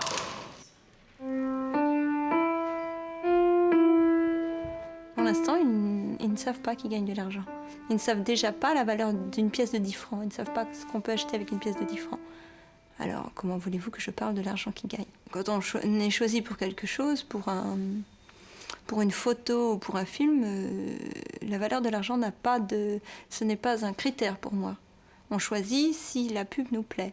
Pas du tout si l'enfant gagne beaucoup ou si l'enfant ne gagne pas. L'agence s'occupe de l'argent. Je passe toujours cette cassette aux gens qui me disent que ce n'est pas bien de faire ça aux enfants. On voit bien Augustin qui sourit pendant 2 jours et les yeux pleins de bonheur. Moi, je crois que après, on ne peut plus rien dire, quoi. Alors, les gens qui sont un peu réticents, je leur montre cette cassette. Maman, Ah oui. mais il faut remettre là. Alors, on va mettre un petit peu plus fort. Voilà, il nous reste 10 minutes pour conclure, donc on va faire rapidement. Je préviens la régie finale, il n'y en a pas pour longtemps. Restons calmes. Et le dernier journal aussi, excusez-nous, on ne va pas trop déborder. Juste, je voudrais qu'on parle des parents. Avant ça, je voudrais donner la parole à Déborah Epstein. Où est-ce qu'elle est, cette jeune fille? Déborah. Bonsoir. C'est vous, Déborah? Très bien. Vous avez quel âge, Déborah? 16 ans. 16 ans. Oui. Vous êtes étudiante à l'école secondaire du spectacle. Oui, oui, oui. Combien d'heures par semaine? 56. 56 heures de... Ouais. 56. Et... Bah, c'est une école en fait qui un système assez spécial qui allie tout ce qui est scolaire en fait, donc les maths, le français, tout ça, et puis aussi le chant, la danse, le théâtre pour ceux qui ont envie qui suivent aussi une branche artistique, qui font des spectacles ou qui tournent. Vous par exemple. Oui, par exemple. C'est Fame alors. Ouais, c'est Fame. D'accord. Est-ce que ce reportage vous a rappelé un peu votre histoire, celui qu'on a vu à l'instant? Est-ce que vous avez commencé tôt devant les caméras? Pas du tout, du tout. Moi, je trouve ça nul. Vraiment, j'ai vu ce reportage et je trouve ça révoltant, vraiment. Les piou-piou n'ont pas l'air malheureux, enfin bon. Non, je sais, mais je sais pas, les voir à la queue leu-leu comme ça dans une salle d'attente pour se faire photographier, je trouve ça... Je sais pas. Ça vous a pas plu? Bon. Je réagis pas très bien. Qu'est-ce qui vous pousse à continuer, à persévérer dans vos cours? Parce que 56 heures, quand on sait qu'on se bat pour la semaine de 35 heures, en tout cas... Mais c'est vraiment motivant, hein. C'est-à-dire qu'on ne se rend pas compte, 56 heures, ça a l'air vraiment énorme. On se dit, oh là là, le boulot, et moi, je me rends vraiment pas compte. À votre âge, surtout, il y a des âges où on peut le faire, mais, où on a l'impression que c'est à 16 ans, ou à 15 ans, ou à 14 ans, qu'il faut plus de temps pour se distraire. Bah non, parce que vraiment, c'est quand c'est... Je veux dire, c'est distrayant, prendre des cours de théâtre, monter sur une scène, ou jouer, je sais pas, Roméo et Juliette, ou chanter. Je veux dire, en plus, on acquiert une technique, donc ça aide pour l'avenir. Et puis en plus, on s'amuse comme des dingues. Moi, je m'éclate dans cette école, vraiment, quoi. C'est vraiment super. Et en plus, grâce à ça, je me mets à aimer les maths alors que je suis nulle en maths. C'est vrai, enfin, c'est vraiment c'est génial, quoi. C'est vraiment joli, super. C'est beau de vous écouter parler comme ça. J'espère que c'est contagieux, le bonheur, c'est pour nous aider. Dans votre développement personnel, qu'est-ce que vous attendez de vos parents, vous? J'attends qu'ils m'encouragent, mais c'est déjà fait. Ils m'ont toujours encouragée. C'est vrai que je suis un peu née dans ce bain-là, mais... Vos parents travaillent dans le spectacle aussi? Ouais.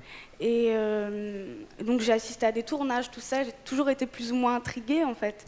Mais sans jamais avoir eu l'audace de dire je veux faire ça et tout.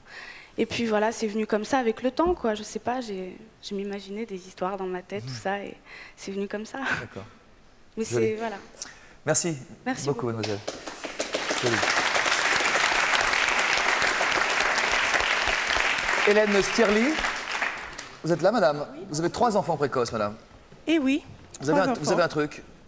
Non, en tout cas, je n'ai pas remarqué. Non. Comment vous êtes aperçu que les 3 étaient précoces? Eh bien, en fait, on s'en est aperçu à cause de la petite 3e, pour laquelle ça se voyait vraiment, finalement. On a toujours pensé qu'elle avait quelque chose en plus. Et on trouvait ça très bien, très sympathique. Vous avez été voir une psychologue? Non, pas du tout, puisqu'elle était parfaitement bien dans sa peau et que tout se passait très bien, qu'elle était très heureuse de vivre, il n'y avait aucune raison. Les problèmes ont commencé quand elle est entrée à l'école, parce que on voyait quand même qu'il y avait un sérieux décalage avec les enfants de son âge, et qu'elle exprimait que c'était pas très intéressant et que quand même elle s'ennuyait beaucoup. Donc on a demandé à ce qu'elle puisse passer dans une classe supérieure. Et là, ça a commencé à être très dur. Parce qu'on nous a dit qu'on voulait pousser notre enfant, qu'elle était vraiment très bien, mais qu'il y en avait d'autres, et qu'il n'y avait aucune raison qu'on fasse quelque chose de particulier pour elle. Et on nous a dit surtout que c'était nous, les parents, qui nous faisions des idées. C'est pour cela que nous sommes allés voir une psychologue, pour avoir un avis un petit peu extérieur et surtout diplômé, disons. Merci pour le... Pour qu'on nous entende, enfin. Qui a appris à lire en regardant les chiffres des lettres ici? C'est toi, c'est toi? À 2 ans? Ça, j'en sais rien, je me rappelle plus. C'est ta maman qui nous a dit ça. T'as appris à lire toute seule, en regardant les chiffres des lettres? Oui, il paraît que je suis rentrée un jour dans la cuisine en disant « Maman, je sais lire ». Ouais, ça, je me rappelle plus. C'est aussi ça, le service public. Formidable.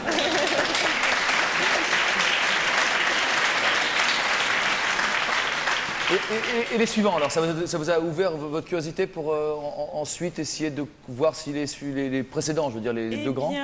Oui, effectivement, quand nous avons appris, enfin, la psychologue nous a confirmé que notre fille était précoce. Ça n'a pas vraiment été une grosse surprise, bon, à part une question de chiffres, puisqu'on le pensait déjà un petit peu. Mais... C'était quoi, les QI? Combien? C'est pas mal. C'est-à-dire? C'est confidentiel. C'est confidentiel. Oui, enfin, c'est plus de 130. C'est bien, quoi, c'est bien. Oui, c'est plus de 130. Et donc, quand j'ai vu cette psychologue, je lui ai parlé de mon fils cadet, qui présentait pas mal de difficultés d'existence, disons, et je lui trouvais beaucoup des problèmes des enfants précoces, sans en avoir particulièrement les avantages, je dois dire. Et elle me dit, ben écoutez, vous devriez quand même lui faire des tests, parce que tout de même, ça pourrait il pourrait comprendre peut-être d'où viennent ses difficultés. Et donc, de fil en aiguille, les 2 autres enfants sont passés par les tests. Quand une maman s'aperçoit qu'elle a 3 enfants précoces, elle le vit comment? Est-ce que la vie est plus amusante, plus excitante, plus angoissante, plus fatigante? Tout ça à la fois. C'est-à-dire que c'est vrai que c'est très stimulant, c'est plutôt agréable de s'entendre dire que ces enfants sont intelligents, ça il ne faut pas le nier, mais enfin une fois que ce constat est établi, on n'a pas vraiment de solution, parce que bon, c'est bien, ils sont précoces, ils sont très intelligents, mais maintenant qu'est-ce qu'on fait? Et par exemple, là, il n'y a pas vraiment de réponse. Est-ce que vous arrivez à éviter la compétition entre les 3, par exemple? Ah oui, très très bien. Ils n'ont pas l'esprit compétitif. Livia, tu as l'esprit de compétition, toi, par exemple? Oui. Ouais. Oui, avec les gens de notre classe, quand on a une bonne note, eh ben, on dit « je t'ai battu », puis on est content. Ouais. Et Priva, toi aussi, tu l'as? C'est ce que tu nous disais tout à l'heure. Ouais. C'est quoi, ça t'excite? C'est un jeu ou est-ce que c'est sérieux? C'est une manière de se pousser à travailler, à faire toujours un peu plus. Motivation, quoi. Ouais. D'accord. C'est pas plutôt de l'émulation? De l'émulation? Je crois que c'est ce qu'on recherche avant tout. Plutôt que la compétition? L'émulation, je voyais, ça forçait assez l'admiration. Tous ces élèves qui font du sport-études, qui se donnent dans leur sport, qui ont franchi le pas d'aller se donner à leur passion, idem pour une quelconque activité. C'est plutôt de l'émulation qu'on recherche. Il disait, des fois on se dit, on ne comprend pas qu'on sacrifie autant de temps, mais par exemple à être dans une piscine. Mais ils sont plusieurs dans ce cas-là, ils se comprennent, ils ont une communauté de pensée. Et il disait, parfois on se demande ce qu'on fait là, etc. Mais ils ne se posent pas la question. Ils ont trouvé les chaussures à leurs pieds et bon, bah... Tout le monde ne chose pas du 38. Voilà. C'est monsieur tout à l'heure. Merci madame. Je vais demander à Michel Duim, notre dernier invité, de nous rejoindre. Monsieur Duim, bonsoir. Vous êtes directeur de recherche au CNRS. Merci d'avoir accepté notre invitation. Vous êtes docteur en psychologie, vous dirigez des recherches en génétique humaine, si vous voulez bien rejoindre ces dames. Vous connaissez cette phrase qu'on attribue à Sacha Guitry, sans doute. En gros, sa femme, qui était jeune et belle, lui disait « Faisons un enfant, il aura ma beauté, votre intelligence ». Il lui répondait « Imaginez un instant, ma chère, que ce soit le contraire ». Vous voyez où je veux en venir? Est-ce qu'on sait expliquer d'où vient ce qu'on appelle la précocité ou le surdon? C'est un peu ce qui s'est passé avec Choclet, qui avait voulu lancer la banque de sperme de Nobel. Des bébés Nobel. Et bon, j'ai rencontré Choclet à plusieurs reprises. Et voyant le physique de Choclet, j'ai beaucoup pensé à cette phrase que vous venez de signaler. Alors, sa femme devait être très belle, donc, à vous entendre. Non, je n'ai pas rencontré sa femme. Est-ce qu'on sait expliquer, on sait mesurer, ça c'est sûr. Est-ce qu'on sait expliquer d'où ça vient, la précocité? Est-ce qu'il y a des milieux où elle est plus présente que dans d'autres? Non, on sait mesurer oui et non. On ne sait pas mesurer la précocité. Hein. Tout ce qu'on vient de dire, on se réfère, là, dans tous les discours qui ont été dits, à un quotient intellectuel plus grand que 130. Bon, malgré l'heure tardive, et peut-être ça va entraîner les gens à s'endormir davantage, mais je vais devoir quand même expliquer un peu ce qu'est ce fameux quotient intellectuel et un peu le démystifier. Je vous en remercie, ceux qui ont des insomnies vous remercient. Ce quotient intellectuel, c'est 5 épreuves, 10 épreuves, 5 épreuves verbales, 5 épreuves non verbales, étalonnées sur un échantillon représentatif en fonction des classes d'âge. Et donc ça donne une note, ça situe un enfant sur ces 10 épreuves par rapport à leur classe d'âge. C'est tout, point final. Quel est le plus gros coefficient intellectuel jamais enregistré à ce jour? Il y a l'épreuve, mais c'est pas une bonne question parce que selon j'en ai plein. Non, parce que selon le test le plus utilisé, c'est celui dont je viens vous parler, c'est celui de Wexler-Bellevue. C'est celui qui est le plus utilisé. Mais selon les tests, on a la moyenne à 100, mais ça pourra aussi se répartir de manière beaucoup plus large. Certains tests auront la moyenne à 100, d'autres tests auront la moyenne à 150, ce qui fait que un gros QI et un autre gros QI, si ce n'est pas le même test, ça ne veut rien dire. Ah ouais, on ne parle pas de la même chose. Mais généralement... Vous savez quel test vous avez fait, par exemple, ou pas? Ça doit être le Wexler. C'est toujours le WISC. La plupart du temps, c'est le WISC. C'est toujours le WISC. C'est le WISC. Je vais vous poser une question. Vous savez, attendez, Ah bah oui, bien sûr, je vous en prie. J'ai pas fini avec mon histoire. Donc, qu'est-ce qu'on sait en fait sur ces QI? Donc, les tests, il est fait, et le test le plus classique est fait pour que la moyenne soit à 100. L'écart type à 15, c'est-à-dire les moyennes des écarts à la moyenne, mais peu importe. Ce qui est intéressant là-dedans, c'est que entre 90 et 110, on est bon. On a 50% de la population. D'accord. Au-dessus de 130, on a 2,3% de la population. En dessous de 70, on a 2,3% de la population. Très clair. Et c'est fait par construction du test. Est-ce que tout le monde peut se faire son QI en allant voir une psychologue? Il suffit d'aller voir une psychologue, oui, c'est bien les psychologues manquent de travail, allez-y, c'est vraiment un travail. Alors, sur les QI en dessous de 70, c'est-à-dire les QI faibles, on a trouvé des gènes qui sont liés à des maladies qui ont une influence sur le système nerveux central et qui ont une influence sur des performances faibles de type intellectuel. Donc l'origine du handicap, on sait. Non, sur un certain nombre de gens qui appartiennent à la population qui ont un QI de moins de 70. Mais de l'autre côté de la courbe, les QI à plus de 130, on ne sait à l'heure actuelle rien du tout d'un point de vue génétique, d'un point de vue d'origine génétique. Il faut que tu y penses, mais on sait d'autant peu de choses qu'il faudrait faire éclater, si on voulait faire des recherches sur les rapports génétiques et environnement sur ces QI au plus de 130, il faudrait faire un peu éclater cette Mais sur l'origine sociale, est-ce qu'on sait quelque chose, par exemple? Est-ce qu'il y a des origines sociales qui prédisposent les enfants à développer une intelligence précoce? Sur l'origine sociale, oui, là on a des faits sur la fabrication des QI de plus de 130. Par exemple, il y a eu des travaux qui ont été faits. Vous savez, il y a des enfants qui malheureusement sont abandonnés à la naissance parce que, issus de milieux défavorisés ou d'autres conditions très défavorables et qui ont la chance d'être adoptés par des parents adoptifs de milieux très privilégiés.